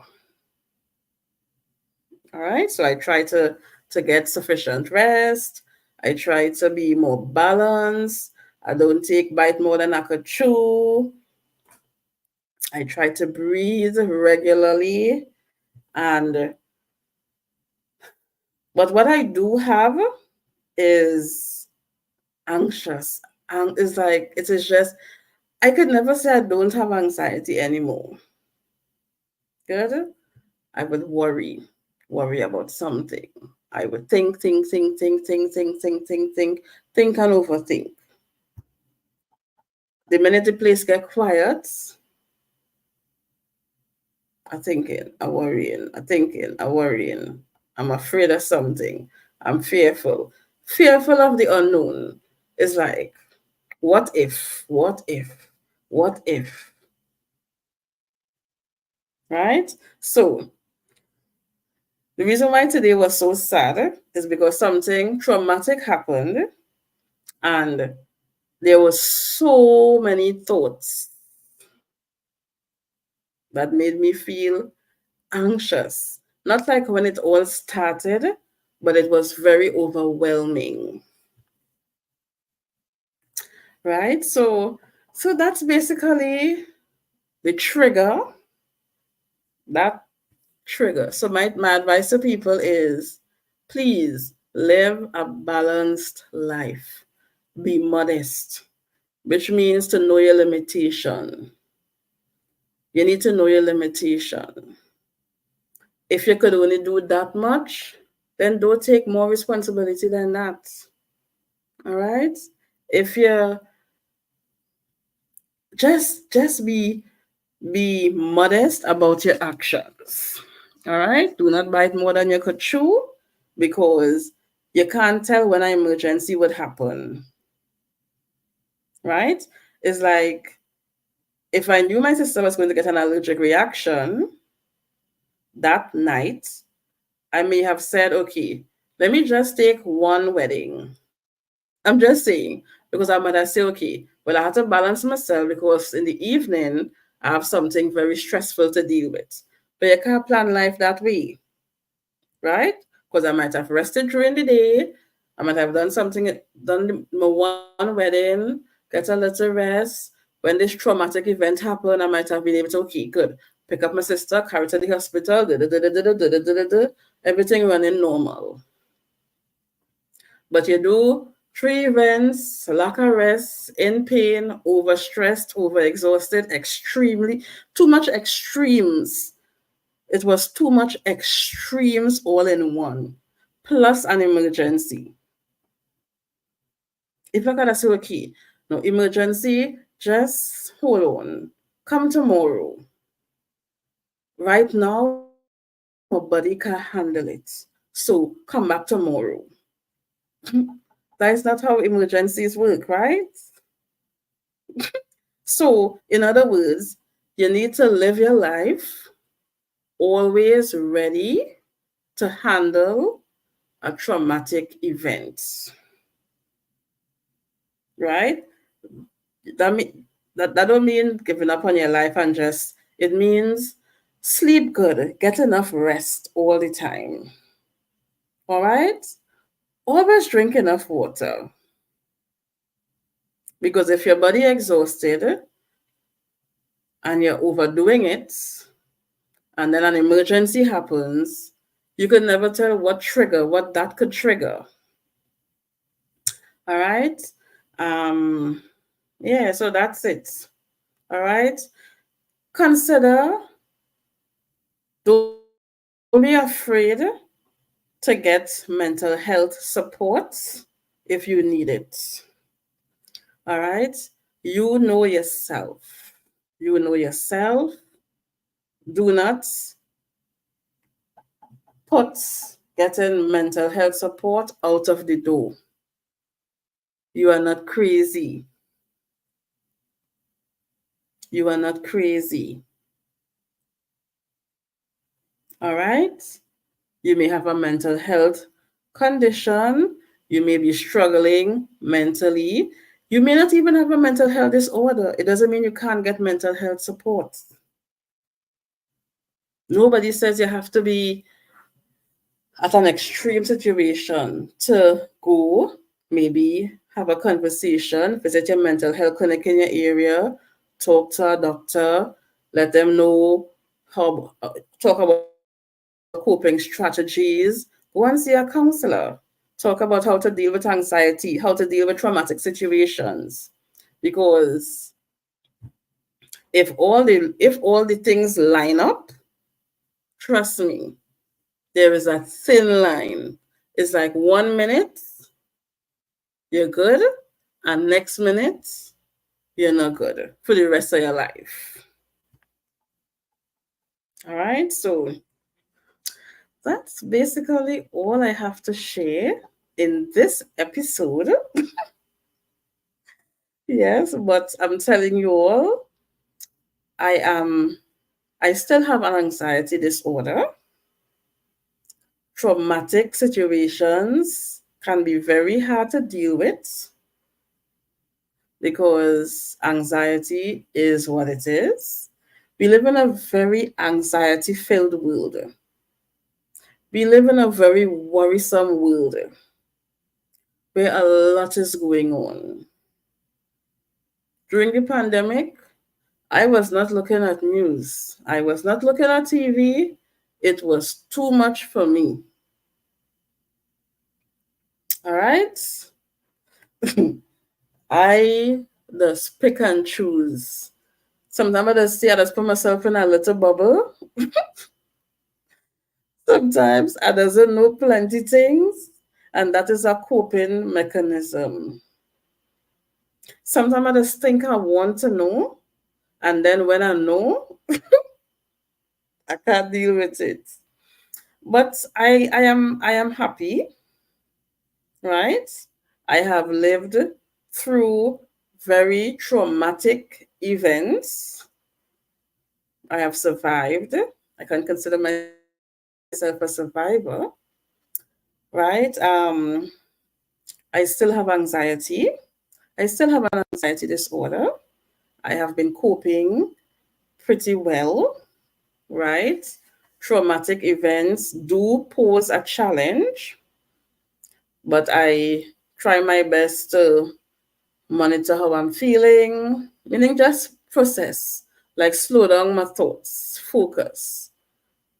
What you're feeling, what you're stressed about. I have to be like talking to myself, processing it slowly to not have the thoughts racing out of control and then you're panicking. And there's a possibility that even with all of that efforts, it's like you just don't have to force yourself into going to get medication in that sense because everybody does face a tough time and you could face a tough time too and you can get through it, right? Somebody asks about, do I have a supportive team? I think Gideon asks, I have a question, DKC. Do you have a support system to talk to that you can confide in when you are feeling down, like church, husband, kids, friends, therapy, etc., or do you deal with it on your own? Right. So I do. I think as people, we don't like to stress out people. We just feel that, right? And there are many times I try to deal with things on my own, right? Sometimes it gets so bad that it's like I, it's like I would think like it goes into like depression where you just you don't have the energy to even fight. And I'm talking about it's like you just need to lie down. You just want to lie down and I wouldn't say I feel pity for myself because I don't feel pity for myself, but you don't have the energy. Remember, when you are anxious, your heart beating faster. All right, you have an off balance of chemistry in your body, and it makes you feel tired. Imagine you didn't run and go anyway, but remember your body behaving like it run. Are we understanding? Your body behaving like you run. So as much as when you are in an anxiety filled situation, it is very physically tiring on your body, physically and mentally tiring. I cope by isolation because I'm an introvert by nature. Yes. Right. So trust me, there are many times I need to do it in isolation, and I do. Most times, I spend time with myself. I do things I love, right? I really enjoy vlogging, right? Just going out there and having an experience, right? And I'm quite fine doing that by myself, right? However, like I don't know if you all remember that time when I went to the rainforest. That week, that 2 weeks, I was so stressed. Trust me, I was just so stressed, so stressed. I felt like I couldn't do nothing. I was tired, I couldn't do nothing. And when my friend called, which is my friend in the video, my girlfriend, I said, Donnelly, I wanted to tell her, no, I can't make. But I said, Donnelly, this is what you need. I'm feeling sick. Because anxiety does make you worry till you're sick. Feeling sick. This is too much. Ugh. It's like, can I even make to get up and get dressed? And I got up. I said, good, we're going out. Pull yourself together. I took a shower and I started to dress. I tried to look pretty. Thank God my hair was already in braids. I didn't have to fight up with my hair. And I went out. But I'm telling you, in those videos, it was 3 videos, I was feeling so sick. You all didn't see it in the videos. I look back and I enjoy those videos, but it was like a war in my mind. It was me constantly saying to yourself, Donnelly, enjoy the moment. I know you're not feeling good. Enjoy the moment. Laugh. Even coming out to go by the fellow who was by the spring. I was like, okay, I had to talk myself. Donnelly, come out. Go and talk to the fella by the spring. Good. Come out. Go by the sign and take pictures. Try to be in a happy mood. By the time I get back in the car, my thoughts, nobody would know. No, I don't even think. Hi. I see a comment on my phone. Oh, right. Nobody would even think, if you ask Kadeen if I was feeling sick, which is my friend's name, she would say, no, Donnelly was good. Donnelly was fine. She was happy, jolly. We had a good time. But that whole day was like a war zone.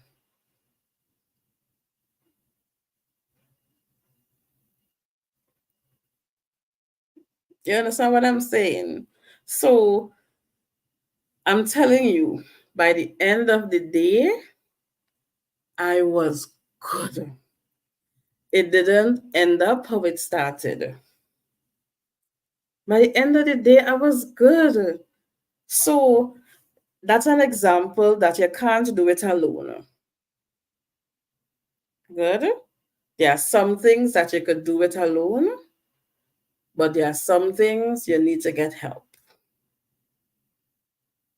You might just need someone to say, Kidanali, come, let's go take a drive. In those situations, I tell myself I will never say no. I will never say no. Right? Let's go take a drive. I don't know, just go in the car. You don't feel to drive. You don't feel to even come out of the car. Just just go. Go and look for somebody. Drive and look for somebody and talk with them. You don't have to be feeling great to talk to somebody. You could even just go and talk to a stranger. It's fine. Right?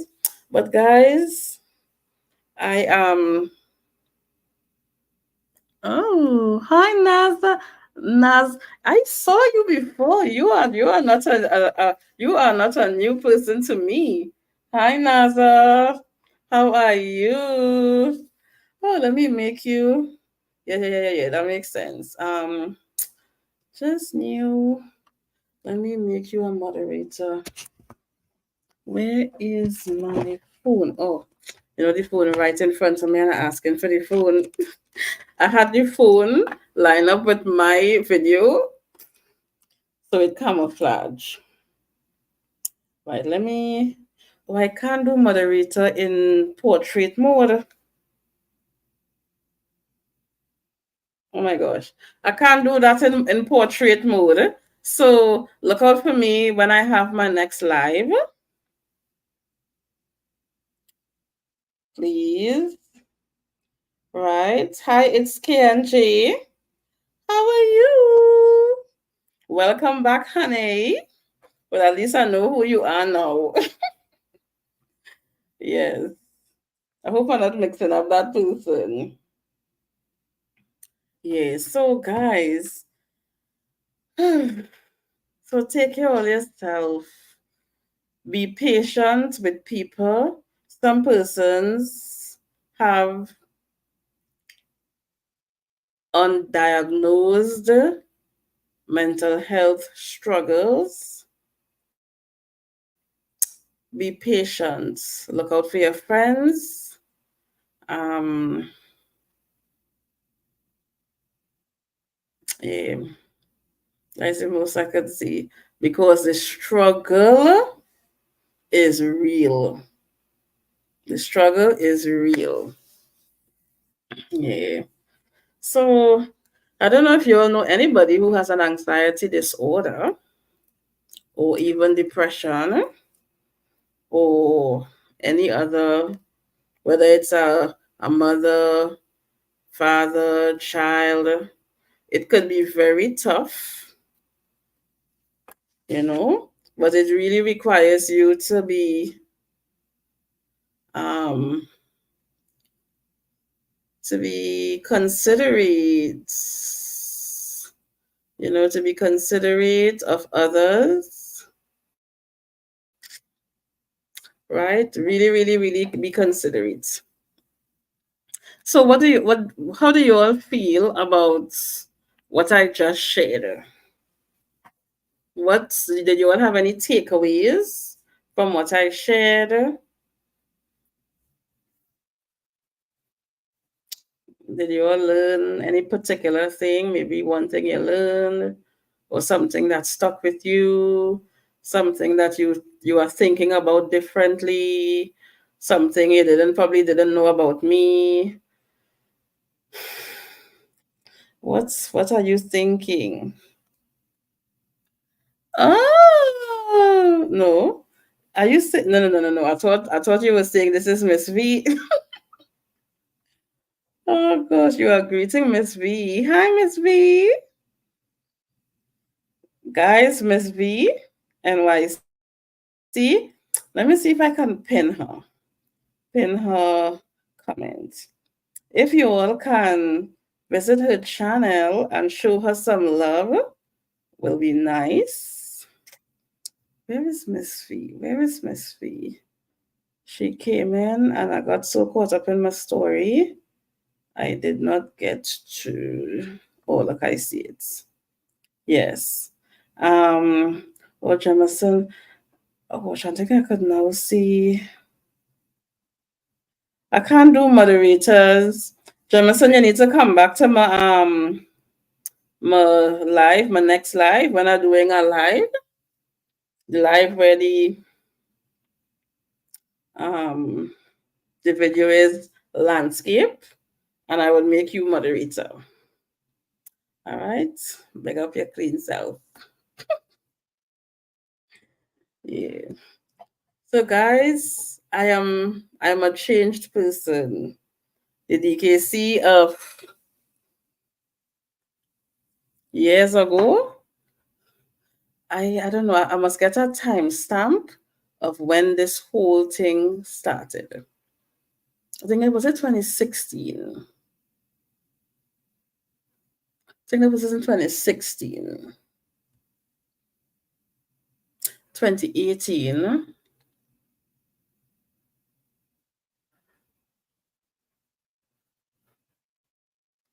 Anyway, I'm gonna try to get this thing lined up. Anyway, I'm happy to be where I am. And as I told you, I am oh yes, guys, please connect to Miss V NYC. Please, please go to Miss V NYC. Let me see if I can pin the comment in. I don't think I could pin. I don't know if I don't. Okay, well, I show the comments, but I can't. I don't know how to pin it. Let me see.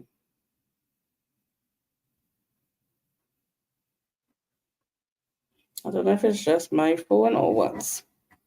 Yeah, so please show her some love. Yeah, so I'm interested to know how you felt about what I shared.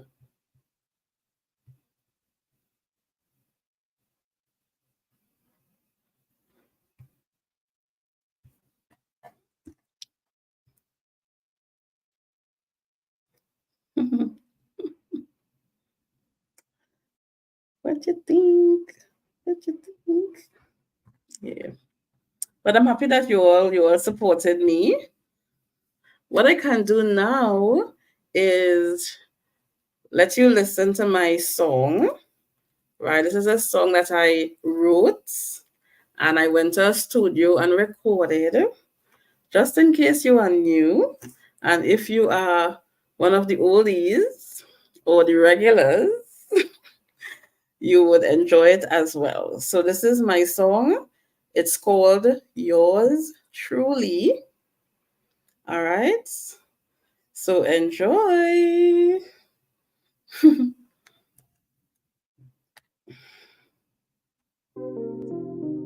DKC Jams. It's gonna be amazing across, yeah. A celebration song. Let's do this. Come on, let's do this. Trend big or nice, in the day or night.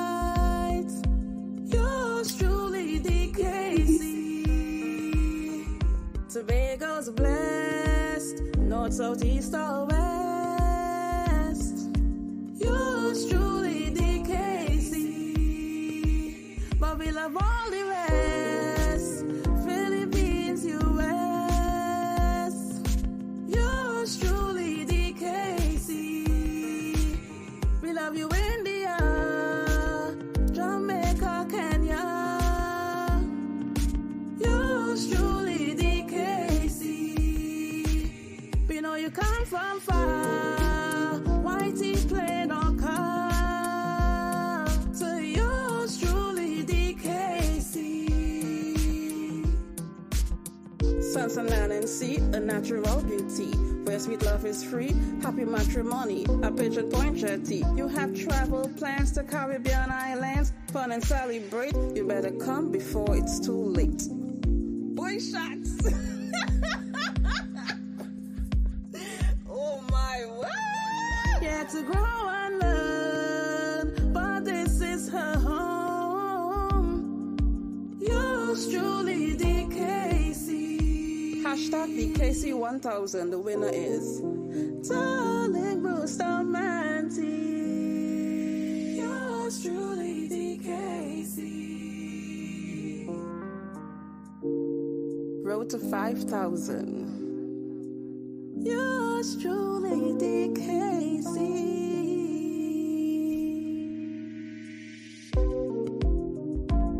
Guys, so that is my original song.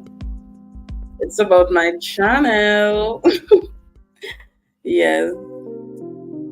DKC Jams. It's gonna be amazing across, yeah. Well, let me let her hear it one more time, and then I'm gonna pause. A celebration song. Let's do this. do this. Trinbago nights in the day or night. Yours truly, DKC. Tobago's blessed, north, south, east, or west. Yours truly, DKC. But we love all the rest. Philippines, US. Yours truly, DKC. We love you, India, Jamaica, Kenya. Yours truly, DKC. We know you come from far. Whitey played on car. So yours truly, DKC. Sun's and land and sea, a natural beauty.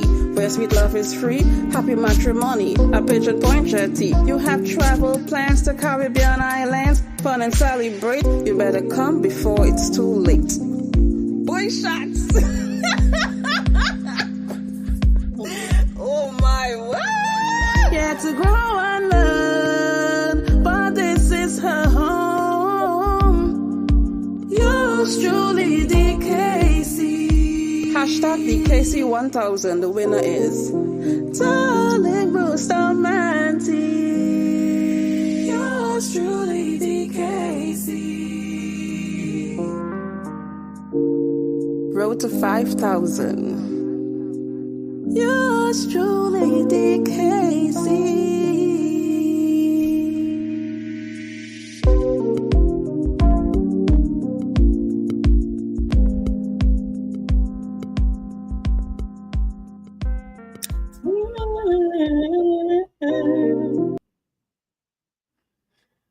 Yeah, so that is the original Yours Truly DKC song.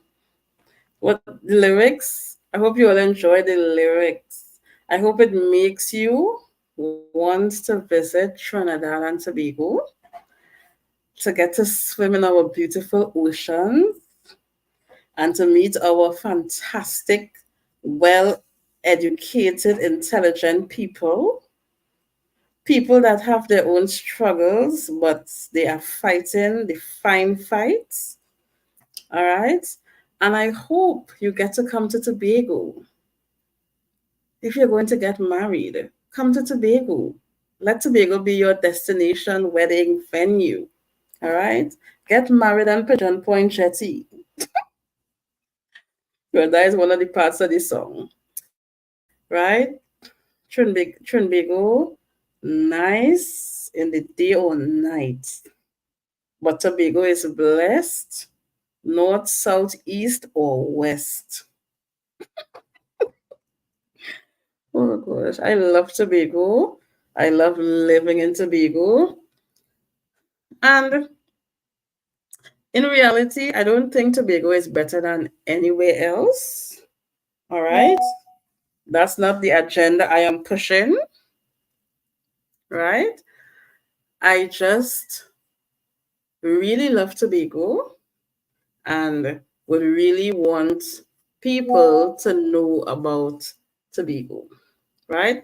I am not saying Tobago is better than Trinidad or Tobago better than Jamaica or Tobago better than Kenya. No, Tobago nice, and before it's too late, you better come before it's too late.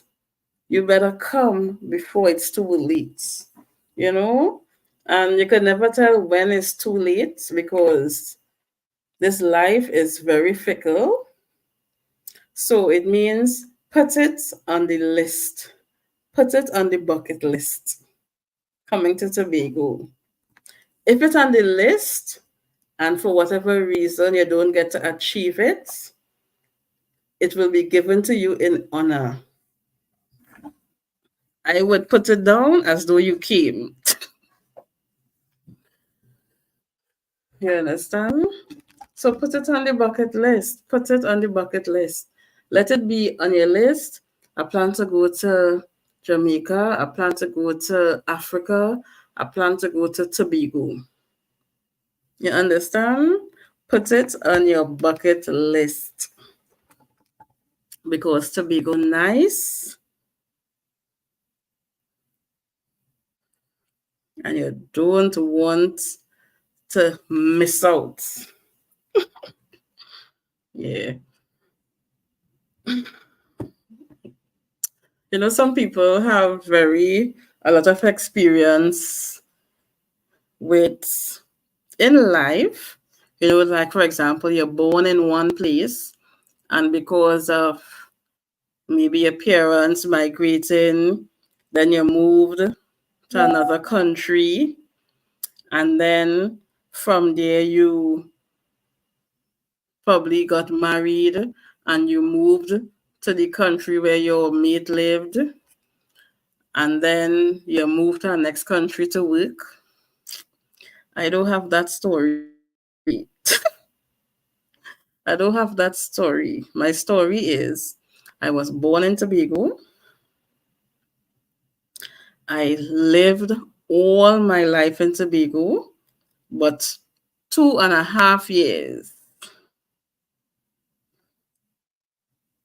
2 years when I was in Trinidad for college, and 6 months when I was living with my grandparents, whom I loved so much. I would have been there helping to care for my grandfather and just spending time with them. That was so nice, So, but outside of those two periods of time, I was living in Tobago till present. So, I really, really love Tobago. I have had experience of traveling, so I don't have a close minded perspective of the world, right? I have seen, I have seen a lot. I haven't seen it all. I have seen, I've been to England.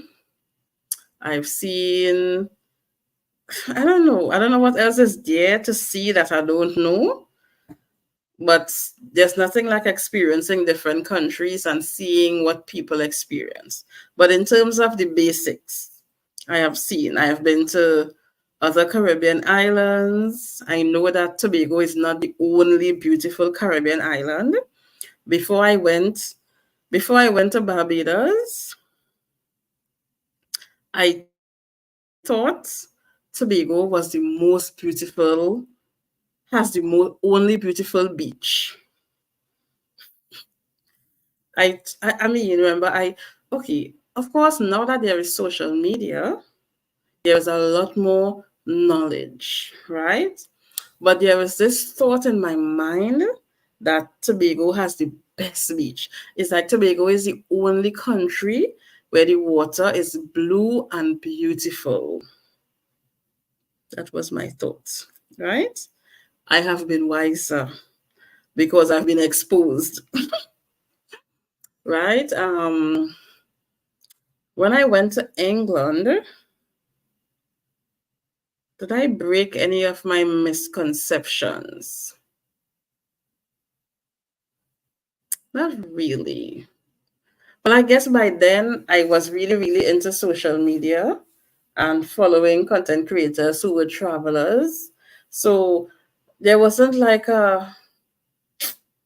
something I experienced. Well, the only thing I experienced different, which you can't experience through the phone or through the screens of a phone, is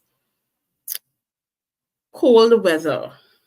Guys, experiencing cold weather, you can't do that through YouTube. So you can look at all them videos you want, and until you land in a cold country, you haven't experienced it. So I have not experienced snow. I went to England. I can't remember what was the temperature. It could have been, I don't know. I don't want to make up a figure. I don't know. Okay, so let me see. Like my air condition. If I put my air condition on 26, which it is right now, it's like a comfort. You're not cold, you're not hot, you don't have to put on anything warm, you don't need to cover up, it's a comfortable. So if I put the AC on like 23, 23, it will get like really chilly, like chilly to the point where you need to get a blanket. And if you put it on like 22, whoo, you need to be under that blanket. So the point of all of this is, I think England was like if you put the air condition on like a 22. That was like the experience. So at first you feel okay, you come outside of the house and it's like, oh no, it's not so bad. It's not so bad. After 5 minutes, you're looking for a blanket. You're looking for your sweater, your jacket, your layers. You understand? So please subscribe if you're new. Subscribe, double tap, double tap, double tap, double tap to show love. All right. Yeah. So that was the only, let me say, culture shock. And that is not even a culture shock. That was the only new experience when I went to England. Outside of that, you know, personally, I've never seen a Tesla, even now, but I saw one in England.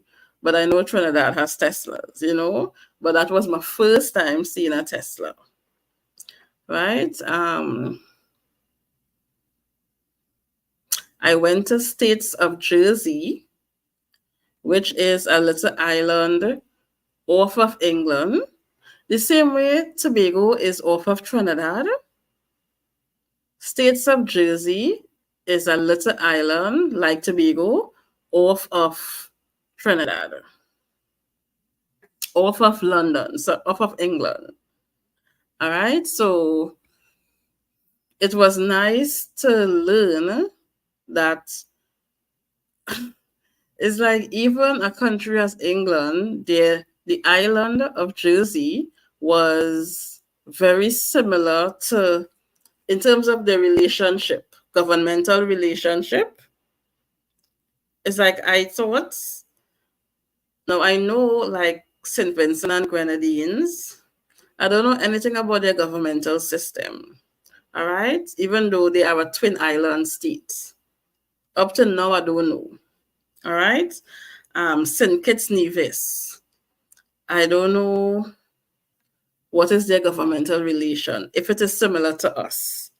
So when I went to States of Jersey and we visit Westminster Palace and all of that, it was like, oh, so there are other countries that has that, Westminster system of government, that's delegation of power. All right. That was interesting to learn because I thought Trinidad and Tobago, well, this is what you knew, you know? Yeah. When I went to Panama, what was the culture shock? Was there a culture shock? What did I learn that was different?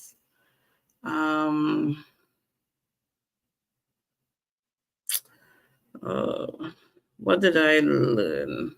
Well, it was interesting seeing everything in Spanish, even though I knew poquito Espanol. The only thing I find out, I asked them, I can't remember what is that phrase now, but when we went into the mall, They said you could ask this seller if this is the best price. And there was a phrase that we learned. I can't remember what it is. But let me just say is well, I don't want to make up or they're gonna laugh at me. And if anybody in here could speak Spanish, all they're gonna know is craziness at talking. Yeah, so that phrase, like, is this the best price? Listen, by the time you ask, oh, they will say, let me just say they say $5. Is this the best price? Okay, 450. So it was good to know that question because you would have just be paying and you would not benefit from your discounts because it's like discounts are there to be given, but it's only if you ask for it. So yeah, so Panama, that was Panama. Right. One of the things, one of the notions that I didn't know was I thought starfishes were soft. Oh gosh, all you excuse me, I know they might find us ridiculous things. I thought a starfish was soft and when it dies, it gets harder. That's what I thought. So we went to that name always eludes me. This is a conservatory. We went to a place and they had starfishes in like a little pond and you could touch it. The starfish was looking so pretty. Pretty, pretty, pretty. And I was just looking at the starfish in the water and it's like I was just picturing my finger going into the body of the fish. Like if it would sink, guys, listen, that thing crawl my blood. It crawl my blood. Then there were children and other people who was touching it. No, it's hard. It's hard. I say it's hard. They say yes, it's hard. And I developed when I touched it, I was shocked that this thing was hard like a rock, and it looks soft. Oh gosh! So that was well. It was even nice, like when you're driving in the maxi. So we were transported in maxis or buses, maxis, to hear like the radio playing in Spanish. That was like okay. So and even though I did not know the Spanish, I was able to recognize the songs by the music, So that was very, very interesting. It's like, oh, well, I can't remember what song that was playing, but it's like the same songs we know in English, they have them all in Spanish. So you're listening to the radio and you could bob and say, oh, that song, but you're not understanding anything they're saying. Yeah, what else? The thing is, when you say you're traveling, you need to go by yourself. When you go by yourself, you get to experience what you want to experience. You get to develop memories that you select or those authentic experiences, you know? Because it's like, it was nice being there, but it's like you realize I can't, it's like, what did I really experience? You know? It's like you didn't really meet like a family, or you got to meet a friend, or you had this particular food. Well, It's like, I just think there is something that you miss when you don't travel for experiences. So my thing is, don't just travel to say that you went. Is either decide to plan your trip where you choose out your experiences before, or you just go with the flow. Go with the flow. Go with the flow. Walk into the town, observe what you observe, eat the things you see the people eating, go with people where they're going. If they're going to a waterfall and you meet a friend and they're going, you could go with them.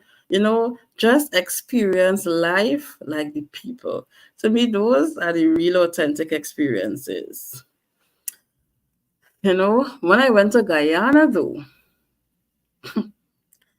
I thought, oh, it's little things, right? I thought that everywhere in the world, Pelori does taste the same. It's like Trinidad Pelori, we have authentic Indians here. We have real Indian people.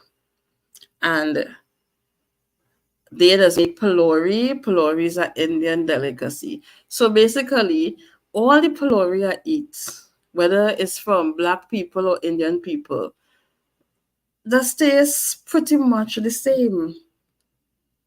Pretty much. So when I went to Guyana, of course, we were well catered to, but I make myself fast and I say I want to go and experience something like what the locals does eat. Like what the locals does eat. What is something that they does eat and, enjoy. Or the guy said, oh, we have Pelori and sour. We have Pelori and sour. I was like, Pelori? Oh, yeah, I know about Pelori. Good. So I go on and I order my Pelori. Pelori and sour. Now, Pelori and sour, in my mind, I'm thinking that's just a Pelori and sauce. You understand?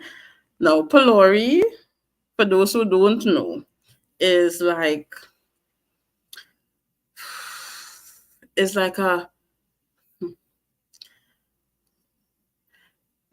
okay, how to describe it?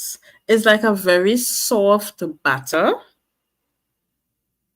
that you would fry in hot oil.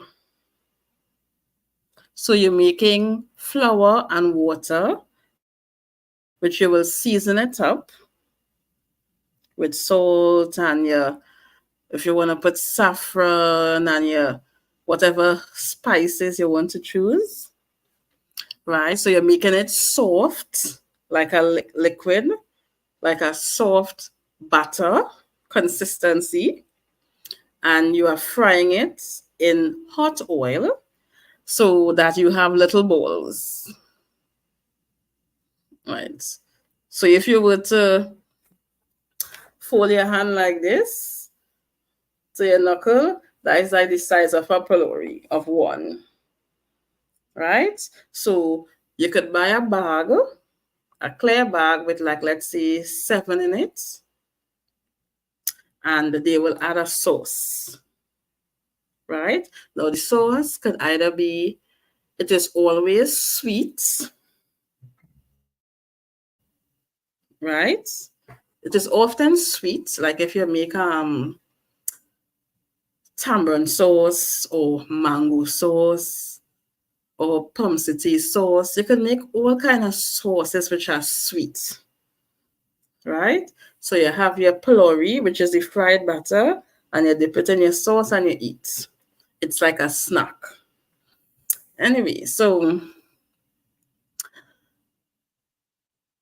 in Guyana, they had pelori. So that had me very excited. And even though they said pelori and sour, in my mind, I just thinking it's a sweet sauce, right? So when the bag came back, I'm looking at the thing. Of course, I'm seeing the fried batter. right? I say good.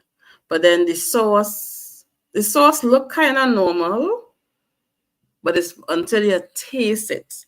First of all, the pylori batter was very,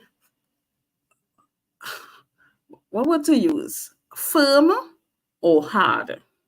It was hard compared to Trinidad pylori, which is soft. You could just bite it like it wants to almost disappear in your mouth. You know, this kind of way, the Guyana pylori had to like chew, like you had to literally, no, and I just say to myself, you know, sometimes when you are having an experience, sometimes you could have a bad experience. Maybe we just bought the pylori from the wrong person. You know, so I would not label. I don't know if that was the traditional pylori, if that was like a good Guyanese pylori, or if it was a bad one. You know, I'm not sure. Right? But it was hard. And I think for me, I went into it imagining Trinidad pylori. So I felt disappointed. I always wanted to give it a second chance. Like if I could go back to Guyana, I would literally go back and buy pylori and sour. And in this time, I will have an open mind. Right? It's like pylori and sour. No, no, no, no, no. No, no. Thumbs down. That not cutting it. But I went into it with a closed mind. And the experience was not palatable. Right? So that is just my experience, but I will definitely do it again. Right? I should probably ask one of my Guyanese friend to do a competition with me, you know. Trinidad pylori versus Guyanese pylori. Would you all like to see that? Oh, and next thing with the pylori, the sauce in the Guyanese one was not sweet. It was not sweet at all. And that was from a brain, it was like a distortion. It's like, you know, you dip the pylori in the sauce and you put it in your mouth, and your brain expecting to get something sweet, and it was just sour. It was literally sour. Not sour as in spoil, like how we just say something sour, it tastes good. Sour as in like sour mango, something sour. It was literally pylori and sour. Again, I do not know if that was a good experience, but thumbs down for me. But again, I want to try it. So if you're from Tobago, or if you're living in Tobago, and you know how to make Guyanese pylori and sour, I should probably YouTube it and find a recipe, you know.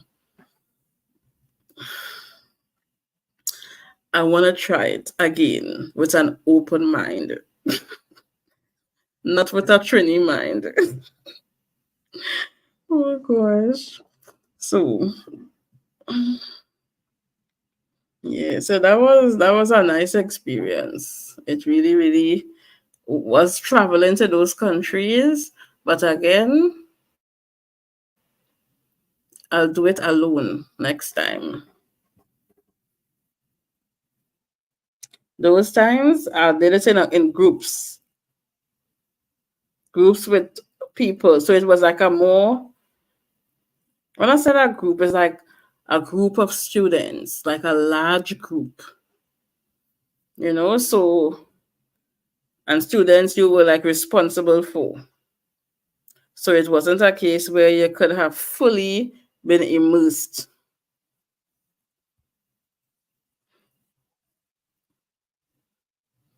in your experience.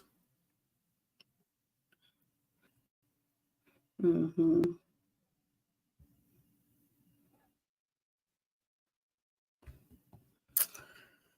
Yeah. Well, I haven't checked the comments. I saw a comment coming.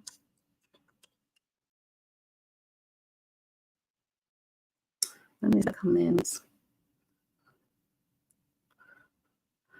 Oh, hey, Alexine, my girl. Any tips on how to start a YouTube channel? What? Yes, Gideon. Okay, so let's talk about this, right? Are you still there, Gideon? Hi, Alex. How you going, girl? Today starts off bad, but I'm good now. Yes, I am good now. How you going? Gideon, are you still here? Let me make sure that you're here before I start to explain. Because,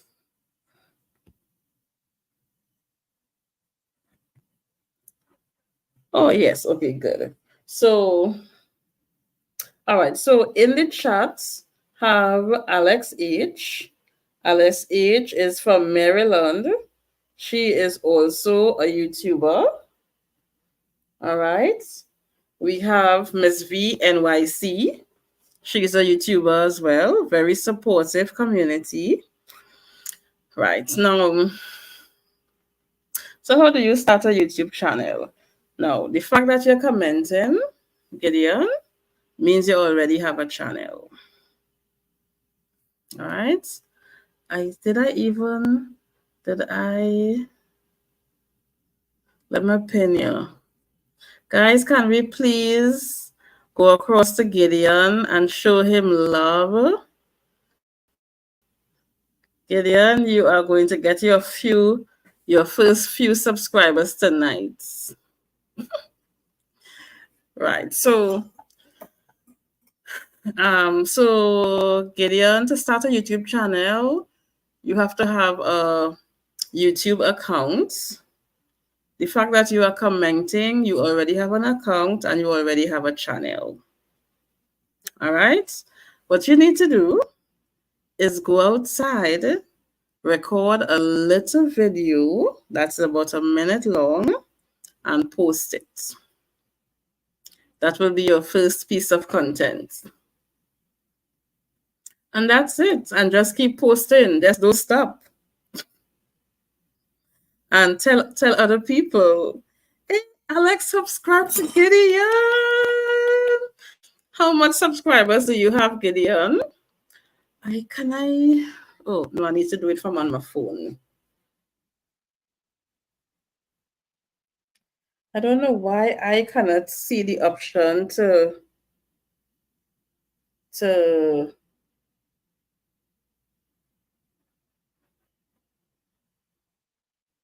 let me see if I can search for it. Gideon Woods. Let me see if this is the correct picture.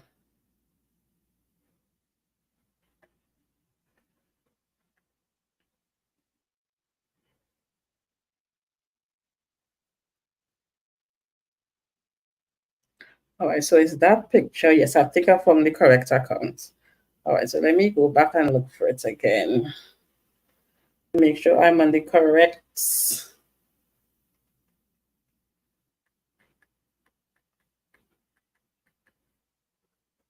Gideon Woods, right. So Gideon, you have 19 subscribers. You have 19 subscribers. Alex would have been your 19th, and I am making it 20. right? I subscribed and I turned my bell on all. Now I will be notified when you upload your first video, right? I think I was just an overnight. It was just an oversight, I think. Wait, when I applied, no. So that's Alex speaking. Just not, let me see. I mixed up. I thought that was Gideon. Oh, okay, just not. Let me scroll up a little. I think I missed a comment or two. Right. Listening to you and just finishing some crochet. Ooh, what are you sewing? I missed the earlier part. Glad you are good now. I subbed to Gideon. Oh, that's great. Thank you so much. Yes, the platform might require a 1 day verification. Pause before it lets you post the first video. Oh, okay. Right. I think it was just an oversight. Wait, when I applied. Overnight wait when I applied. Oh, okay, good. An overnight wait. Okay, good. So Alex is shedding some light because I would have uploaded my video a long time. So I can't remember the exact process, but I know that once you can comment on anybody's video, it means that you already have a channel. But try to post a video, see if it goes up, and if it doesn't, it means they will tell you what to do. All right, in your situation. I think it's right. Yeah. So that is it. Post a video. Can you post a video now? Can you just post a video of a book, a cover of a book, even if it's a 20-second video?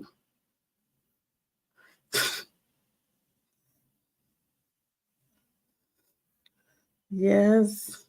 20-second. Just post a video. Let's see if it would go up. Thank you so much, Alex. Gideon, you have subscriber 19 and 20.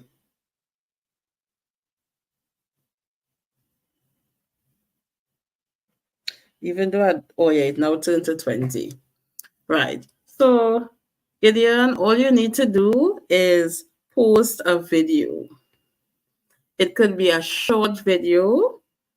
Once you post one, it means you could post 2, 3, 4, 5, 6, 7, and 8. And you need to tell others that you have a YouTube channel. That's all. Ask them to subscribe. When people look at your videos, they would click that they like it. You could even go live. I would recommend that you go live. Right? It could be a live where you're walking, even if you're not showing your face for now, until you feel comfortable too. Also, when people sub to you, slow 24 hours to pass before you reciprocate. All right. For the platform may not count that new sub. Okay. All right. So, Gideon, I didn't see a comment, but I know you're there. So, Alex was saying, like how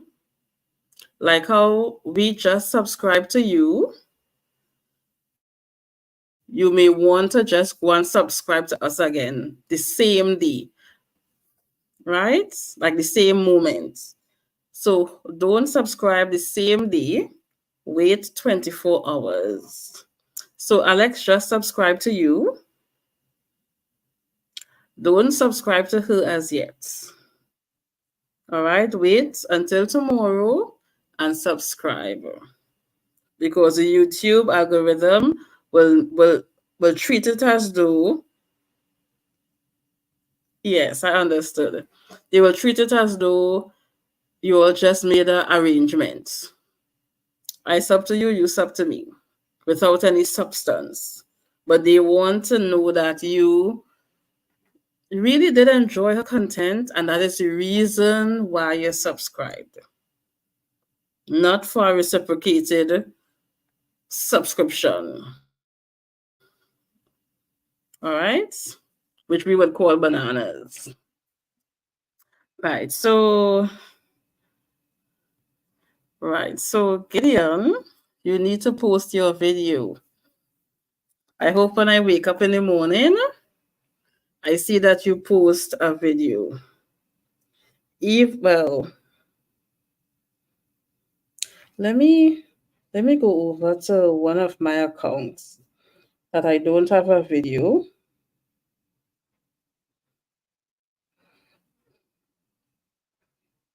How you going? Well, Alexa said you're doing your crochet. Where you crocheting?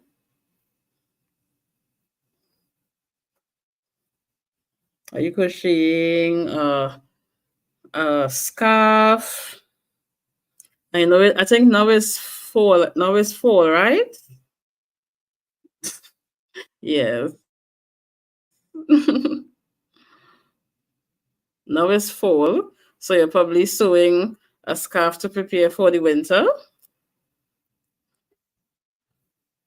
I think even fall does be a little chilly, even though I've never experienced it.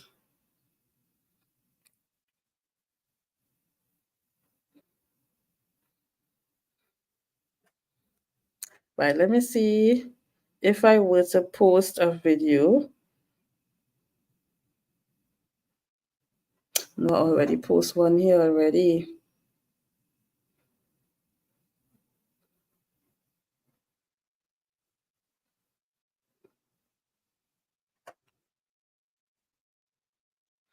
Okay, so I made a mini bowl in colors of the Jamaican flag, a mini bowl. Oh, and Wayne suggested that Wayne suggested, at Wayne, I know Wayne with the wheelchair, he suggested that a few months ago. Oh, that's so nice. I will, no, Gideon, you don't need a GoPro. Not, well, yes, buy a GoPro. I'm not saying no, but I wanted to post a video now. Post, you can delete the video after, right? So record something. It could be a book cover, a glass, a beer, 16 seconds, and try and upload it and tell us what happens. I will buy my GoPro camera and start in this during the holidays and continue from there. Okay. All right. Okay. But I don't think you should wait until then, man. December should be December should meet you with 100 subscribers. That's a nice way to kick off your December. So don't wait. And the point is, if you just upload a short video, even if the video says, "Welcome to my YouTube channel," more great content is coming. That's it. All right? We can now promote your channel to others. All right? We can promote your channel to get you to get subscribers. Right? We can show you how you can network with others to get your subscribers. We have some amazing YouTube communities that focus on growing YouTube channels. Right? So don't wait until December. Okay, well, you have to know your circumstance. Maybe you are being modest and knowing your limitations. Maybe you are so overwhelmed that you know you cannot do it now. But if you can, jump into it and jump into it slow. One video. and we can start telling people, can you subscribe to my channel? I posted a video, give it a like. Can you subscribe to my channel? I posted a video, give it a like. Even though your video is DKC, I always remember it was you and MM143 blog and Darling Bustamante that prompted me to start my channel 6 months ago. Exactly. Every time I see you post, I'm happy because I just feel like if the equation is balanced in that you support us, like you support me, but I get to support you. You know, I think that's like a perfect balance.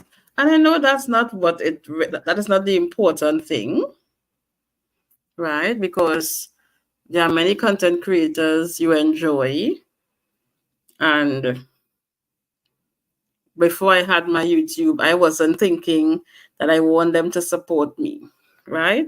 But especially how the community has so many YouTubers, it's just good for you to have your piece of the pie, you know, where you can be shown the same love that you afford others.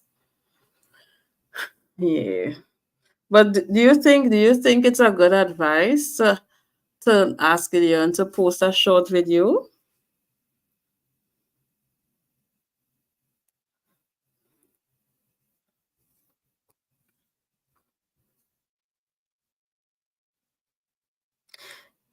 Hmm.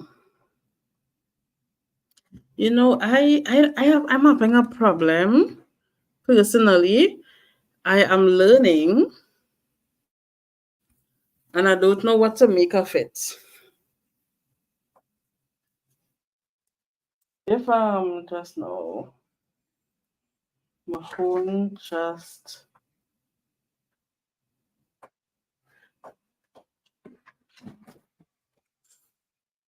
trying to pick up this power bank. But I have a problem. And this is what my problem is.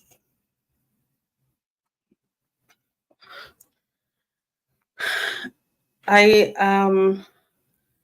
of course I've been working towards getting monetized, but I don't think that Trinidad and Tobago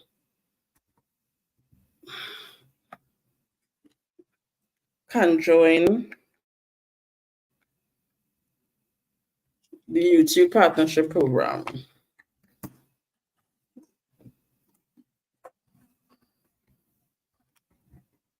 For example, okay, so I have joined the program, but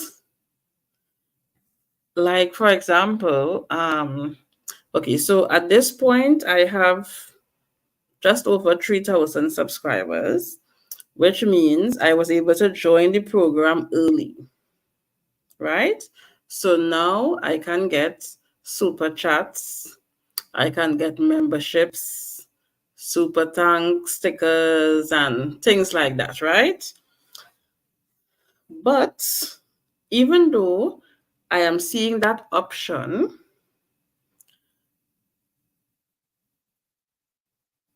it's like, okay, like I had an aunt who we did a little practice run where she sent me a super thanks, but it did not show up by estimated revenue in terms of the money that she sent. So I'm still trying to figure out. Now that's one. The second thing is, you see, like how I don't know if you all, Alex, when you look at my videos, do you see advertisements?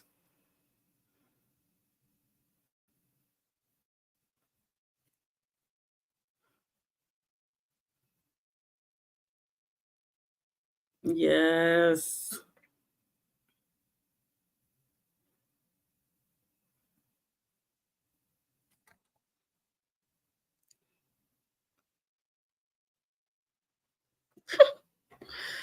My phone just died. That's why I plug in my power bank. It now coming back on. Yeah. Yeah. So why do you see advertisements? General advertisements. We're not talking about where I put in ads like over the months. When you are looking at my videos, do you see advertisements? Yeah, test and see. Because I asked one person, they told me that well they live in the US. Is it US or England? And they were seeing ads on my videos, right? But for me, I don't see ads on anybody video.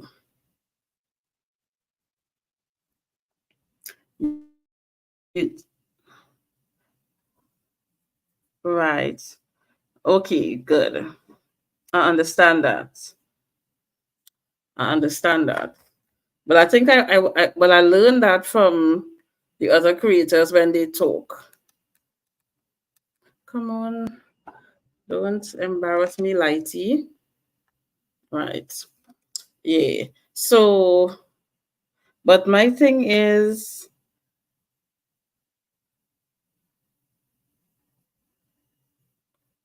well, I was curious to see if it would actually show up on the revenue side. Even if it is even if they're gonna take the 30%, it still did not show up. Really, I see ads even on some new channels with less than four.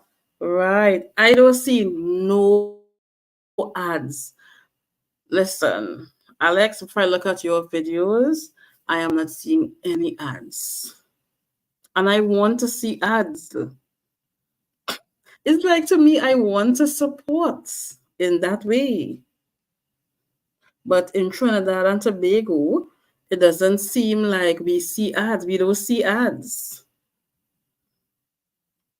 I am not even seeing the option to send a super sticker.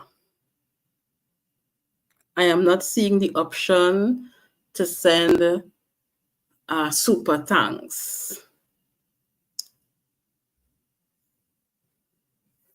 Right? Like yesterday when I was in Darling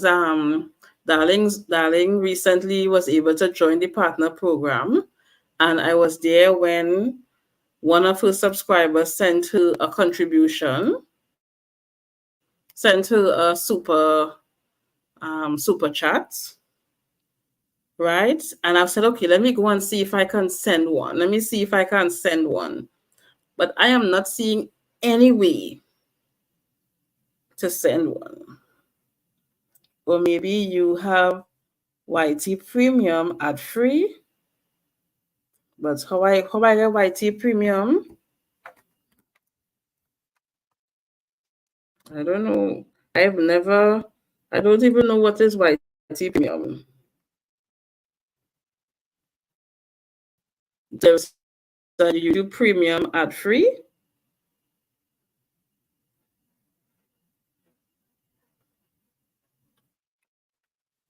Hmm.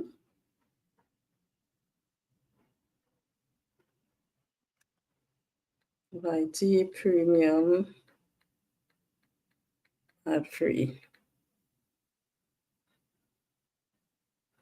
Stop paying for YouTube Premium. Here's what to do instead. Okay, so there is a YouTube Premium, as you said. But I don't pay for any YT YouTube Premium.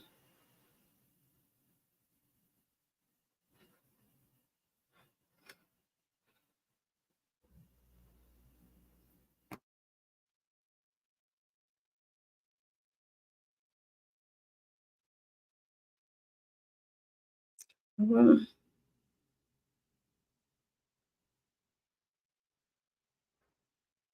For years, I used to wonder how people send in super sticker and super thanks, but I never recognized how because my phone just don't have it.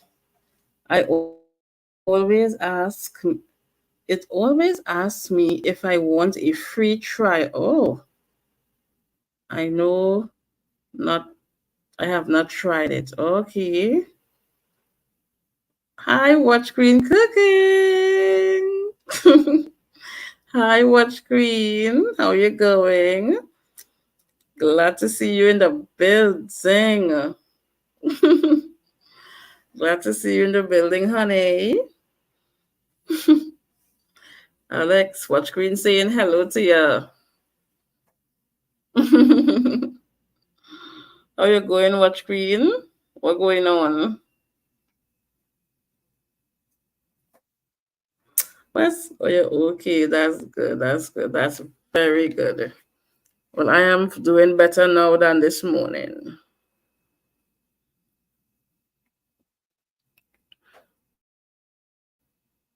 And I had ramen for dinner in the start of this video. Ramen with honey mustard and a few pieces of cheese are drizzled on top. Why am I scratching my eye? Yeah. So that was dinner with water. Hmm. Yeah. Nice seeing you too.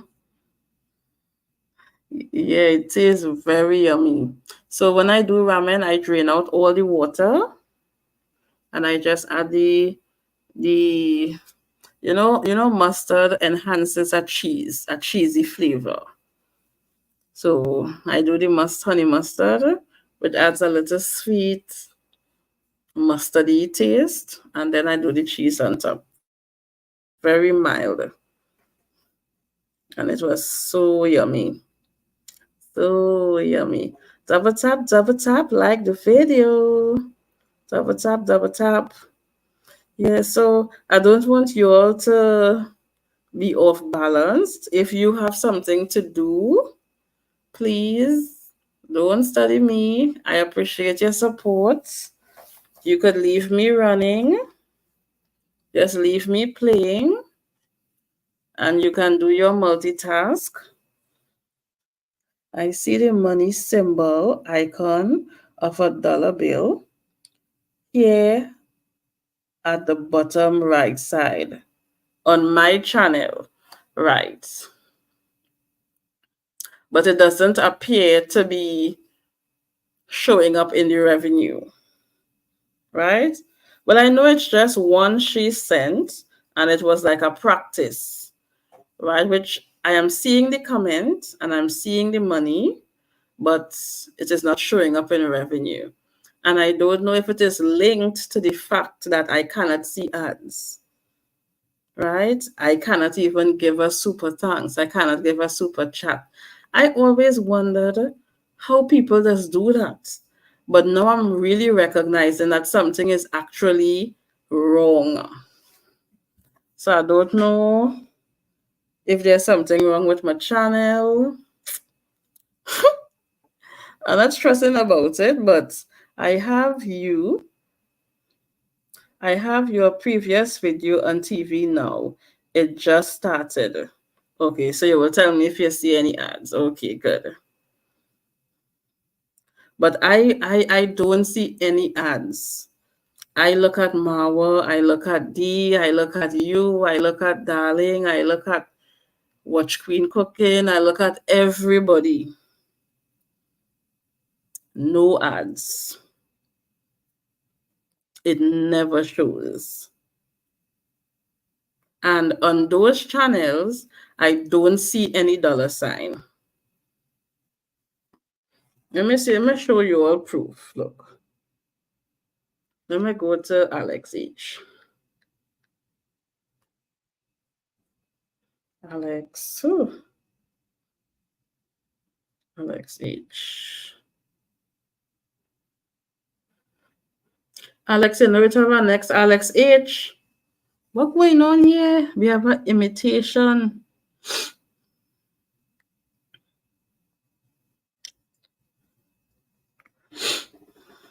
Um,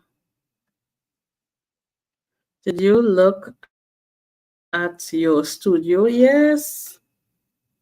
Okay, let me go back to my studio. Oh, it actually, I now see it. It take long to actually register. Oh, it took long to register. Oh, so it's working. Now, the only thing I want to see ads on people page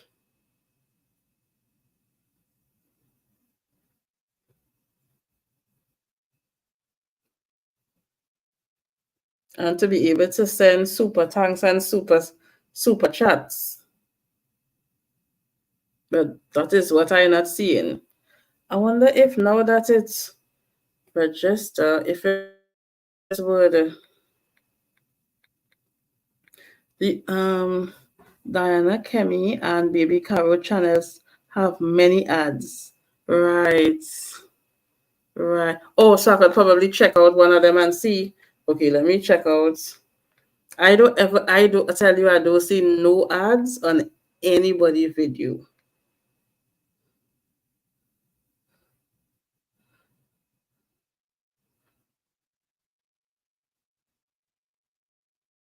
How come I wasn't subscribed to Diana Kemi? And I have been subscribed to her for so long. This is strange. That is why I wasn't seeing notifications. Okay.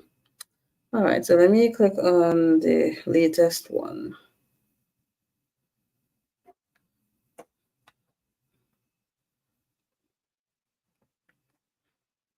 Okay, so let me show you my screen. I don't know where the dollar sign is supposed to show up. Okay, well, I pause the volume.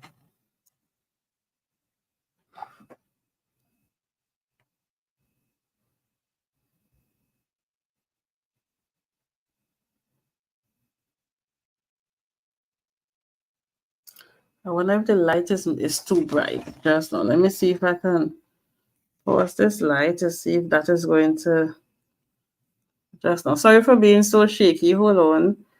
Let me increase the brightness on my screen.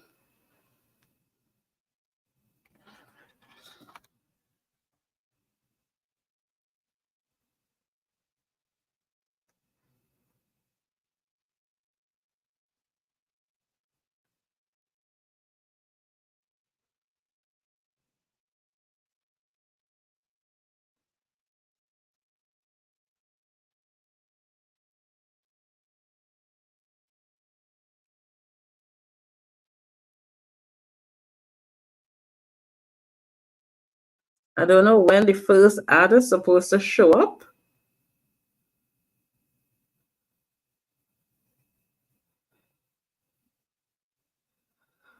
But there is no dollar sign.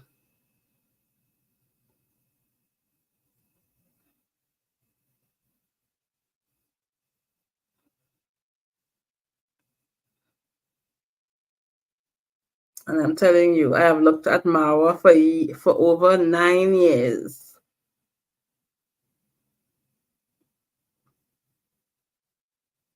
For about 8 years. Eight close to his close to when he began. And I've never seen an ad.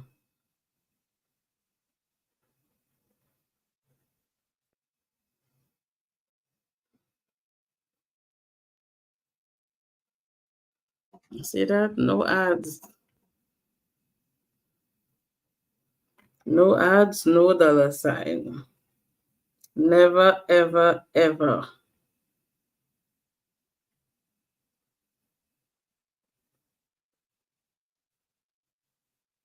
Hmm.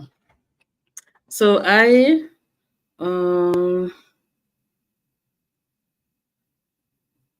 the dollar sign supposed to be a hat.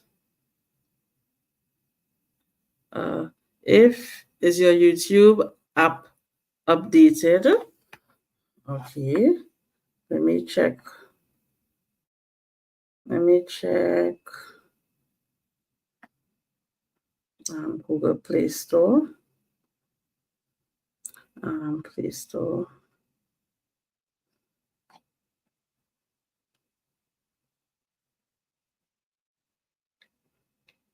YouTube.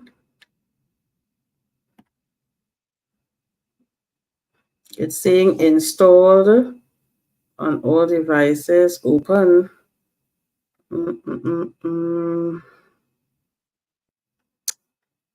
I don't see any updates outstanding. Installed on all devices. Yeah, I don't see any updates.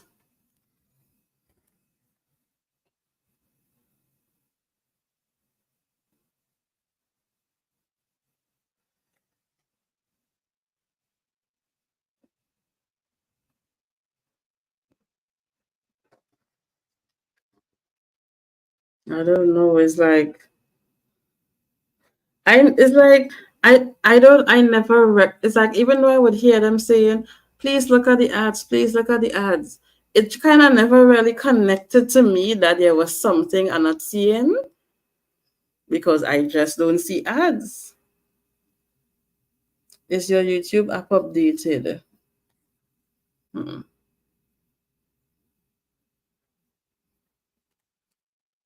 Of course, it will be lovely to not see ads, but then if that is a way of supporting a content creator, why not?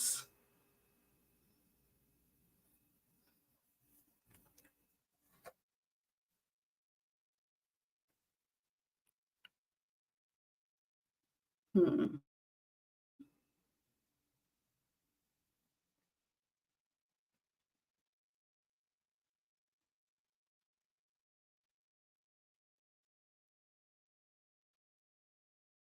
Hmm. Hey, yes, Gideon, my app updated unless it have a different YouTube app. YouTube updates.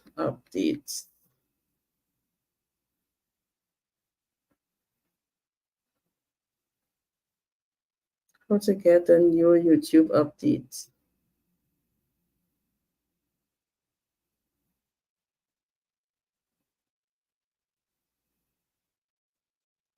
Hmm. I'm gonna go to Google Chrome and do a search there. YouTube downloader.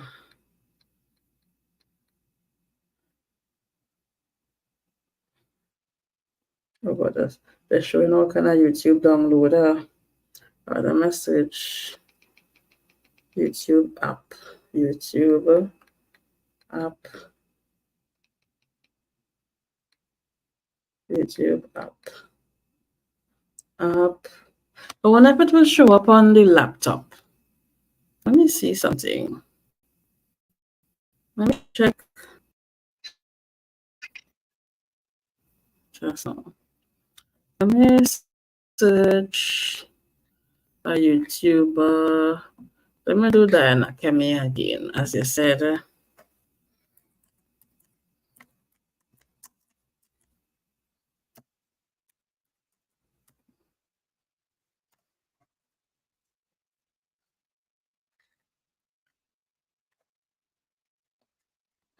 Let's see if it will show up.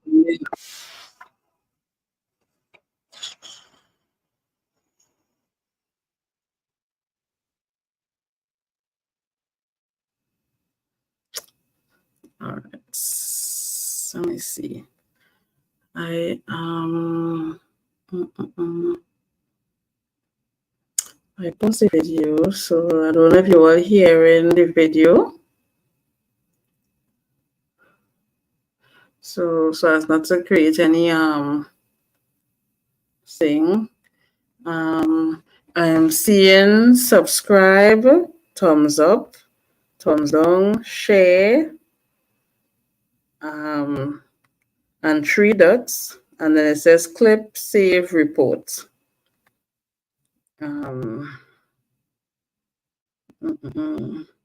Settings. Let me see settings.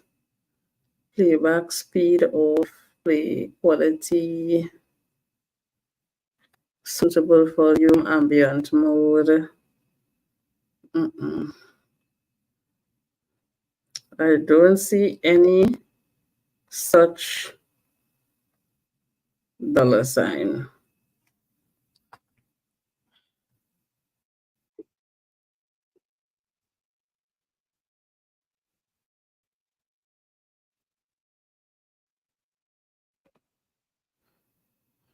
Yeah. No, I didn't see no $sign. I have looked at Create for years.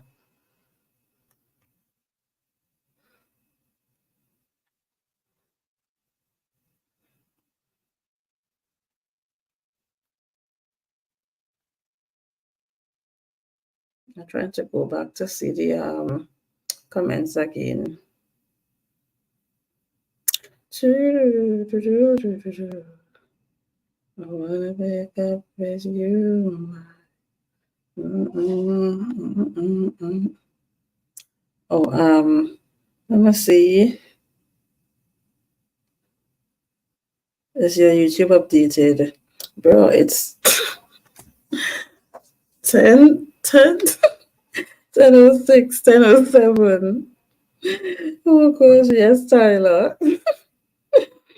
Watch Green cooking. Sending pink flowers. Thank you so much. Watch Green. You and those fancy emojis. Were you getting fancy emojis there? I don't know if that's something that gets activated with this thing. But Alex H says, so far your other video has played 10 minutes without any ads. Right. Okay. Hello, Tyler. Hi. Point of view, me, 9-year-old me, when I can't sleep. Oh, gosh. Exactly. I go and sleep just now, though. I keep admiring the twist hairstyle you have had in recent videos. Yes. Oh gosh. I actually am enjoying this a lot. I tell you, when I go and bathe in the beach, no problems. No problems. Right now, I'll bathe on the beach today and I need to moisturize it.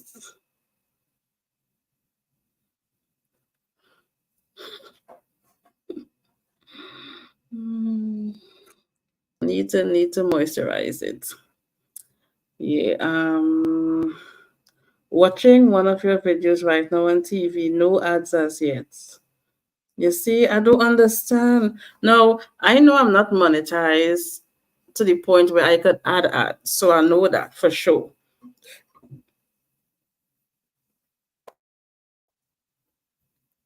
But I think last time when I was on Sabbath's Hot Kitchen, we were having the same conversation,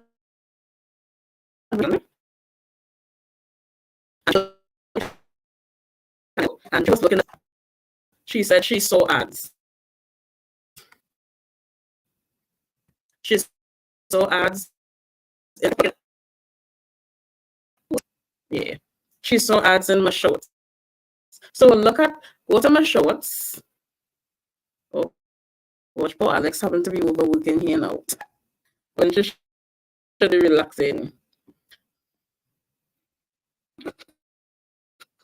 Yes, go to my shorts and like look at like 3 or 4 shorts. Like look at one, slide up, look at the second one, slide up, look at the second one, and tell me. Because she said like after the third one or the second one, I showed up. I don't know. I don't know if you have the same experience.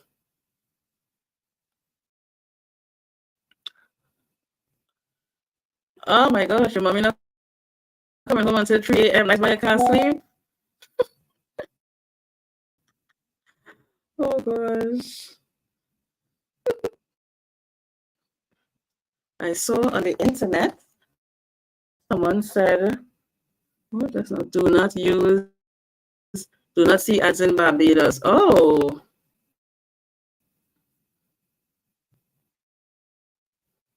hmm.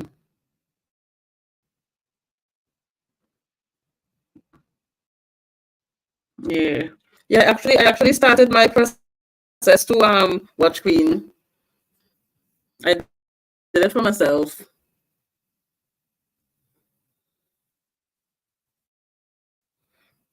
Yeah.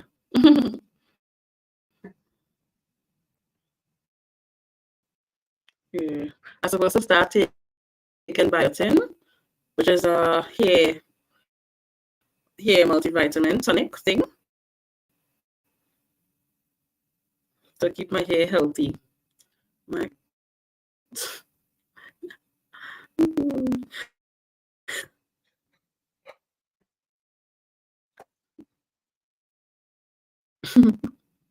mm.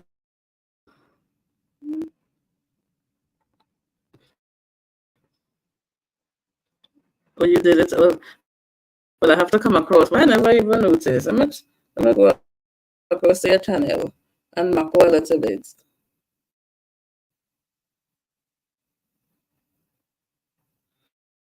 Wet cream cooking, wet cream cooking, wet cream cooking. Pick up yourself, girl. Watch cream cooking.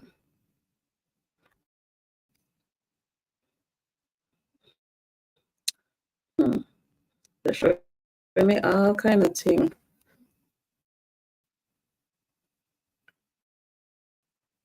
Mm.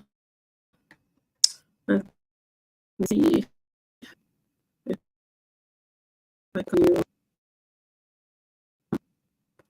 this portrait mode. Have limitations that is so annoying.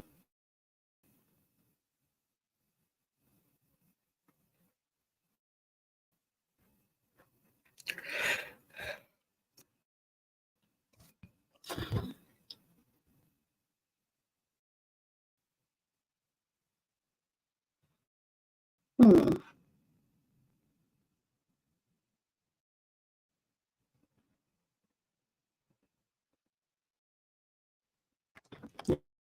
Yeah. Hmm. So I don't know. This YouTube thing is a discovery, but this ads me not seeing people ads.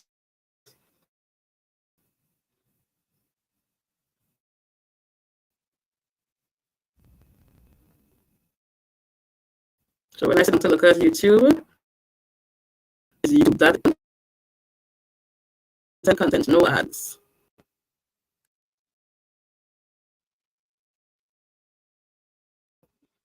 Yeah. No ads. I work. Yes. I'm going to get some rest now. I have too many lights on. Plus your phone screen. Plus your phone screen. Get your rest, honey. Get your rest. Yes, let us all go and get our rest. Let us all go and get our rest. Anybody wants to stay on to support the watch hours? That will help me decide if to leave it running or just call it a night. Anybody is willing to leave me running?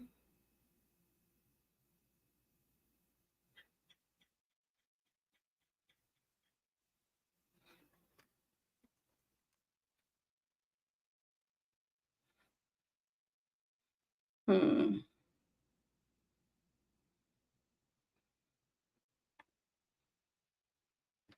That will determine how I operate.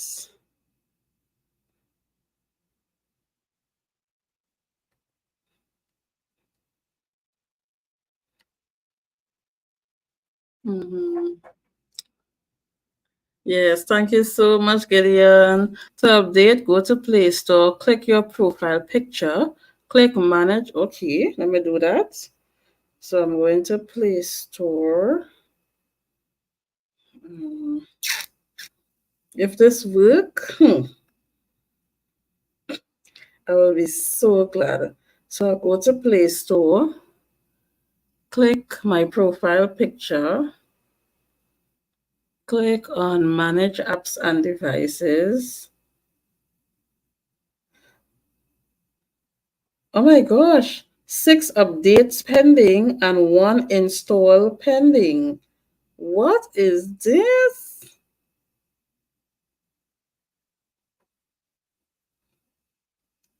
Just now. This probably is the problem. No harmful apps found. Go to Play Protect. Mm, Gideon, click updates availability and it should show you if your YouTube app is up to date. Oh my word. Listen, 6 updates. If this solves my problem, I would be so happy. Hmm. I will just play the reggae. All right, good. And then I must yes, yes, yes, yes, yes, yes, yes, yes, yes, yes. Understand, darling. Understand, darling. Oh gosh. Okay, so it's down to 5 updates. This is exciting. I will stay on here until my phone updated so I can share the good news.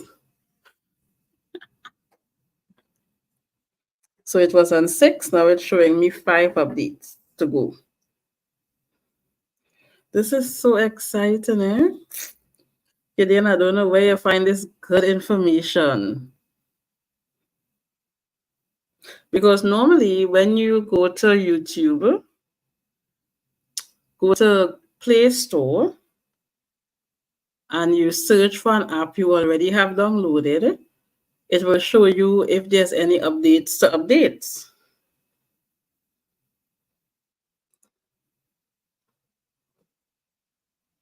Hmm. See details. But it's telling me all kind of things to mm,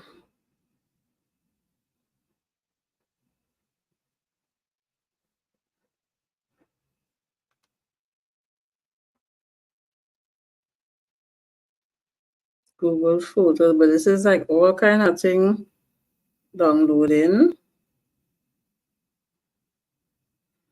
Okay, I'll go back and check and see. I thought it was all YouTube stuff, but like it's other mhm.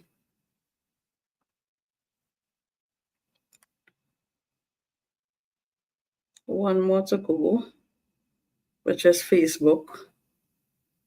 All right, so let's see.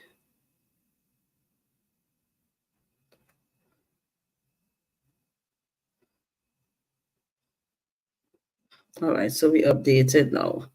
I don't know if I should start over my phone. Let me close all apps.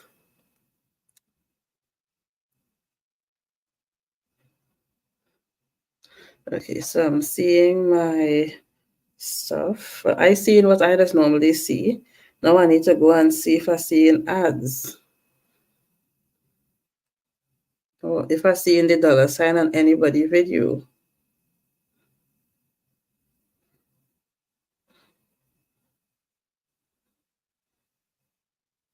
Mm, hmm,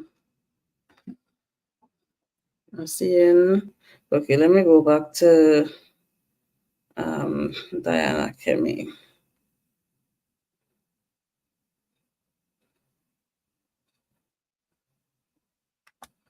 Hmm.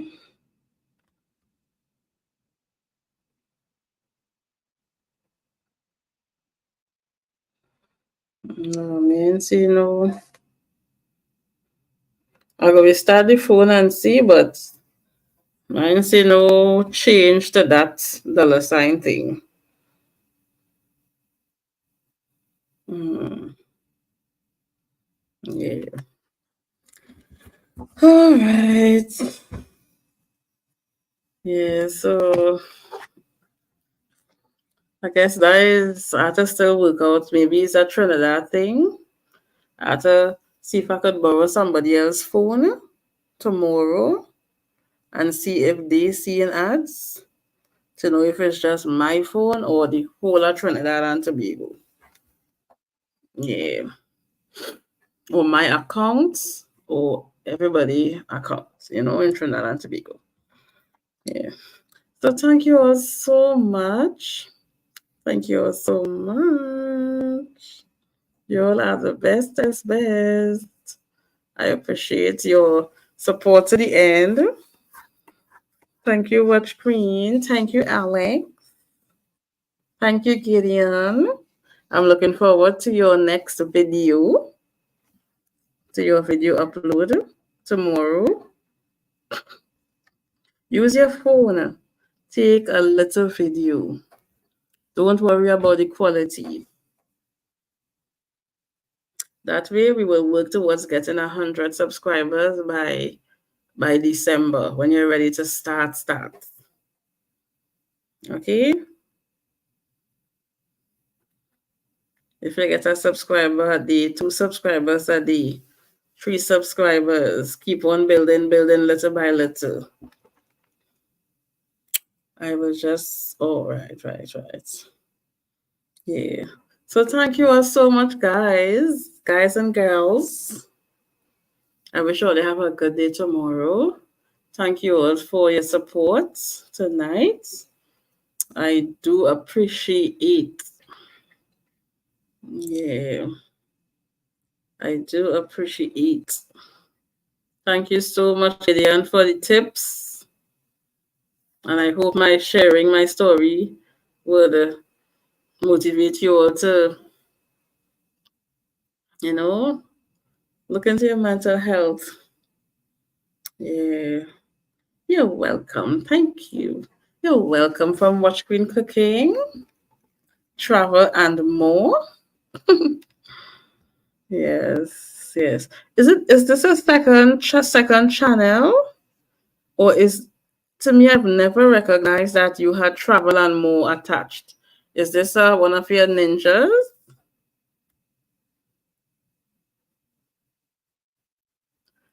Is this or is this your is it always Watch Queen Cooking, Travel, and More? Or you recently changed it?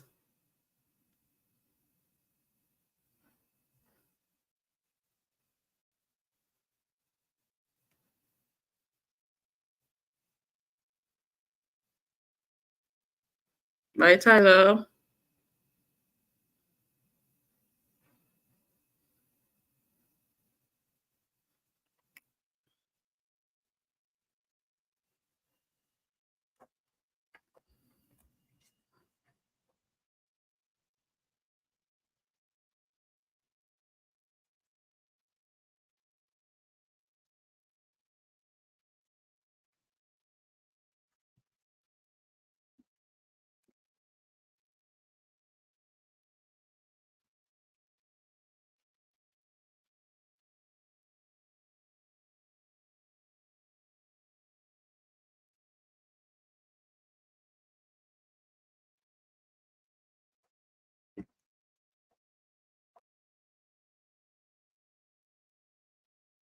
Hmm.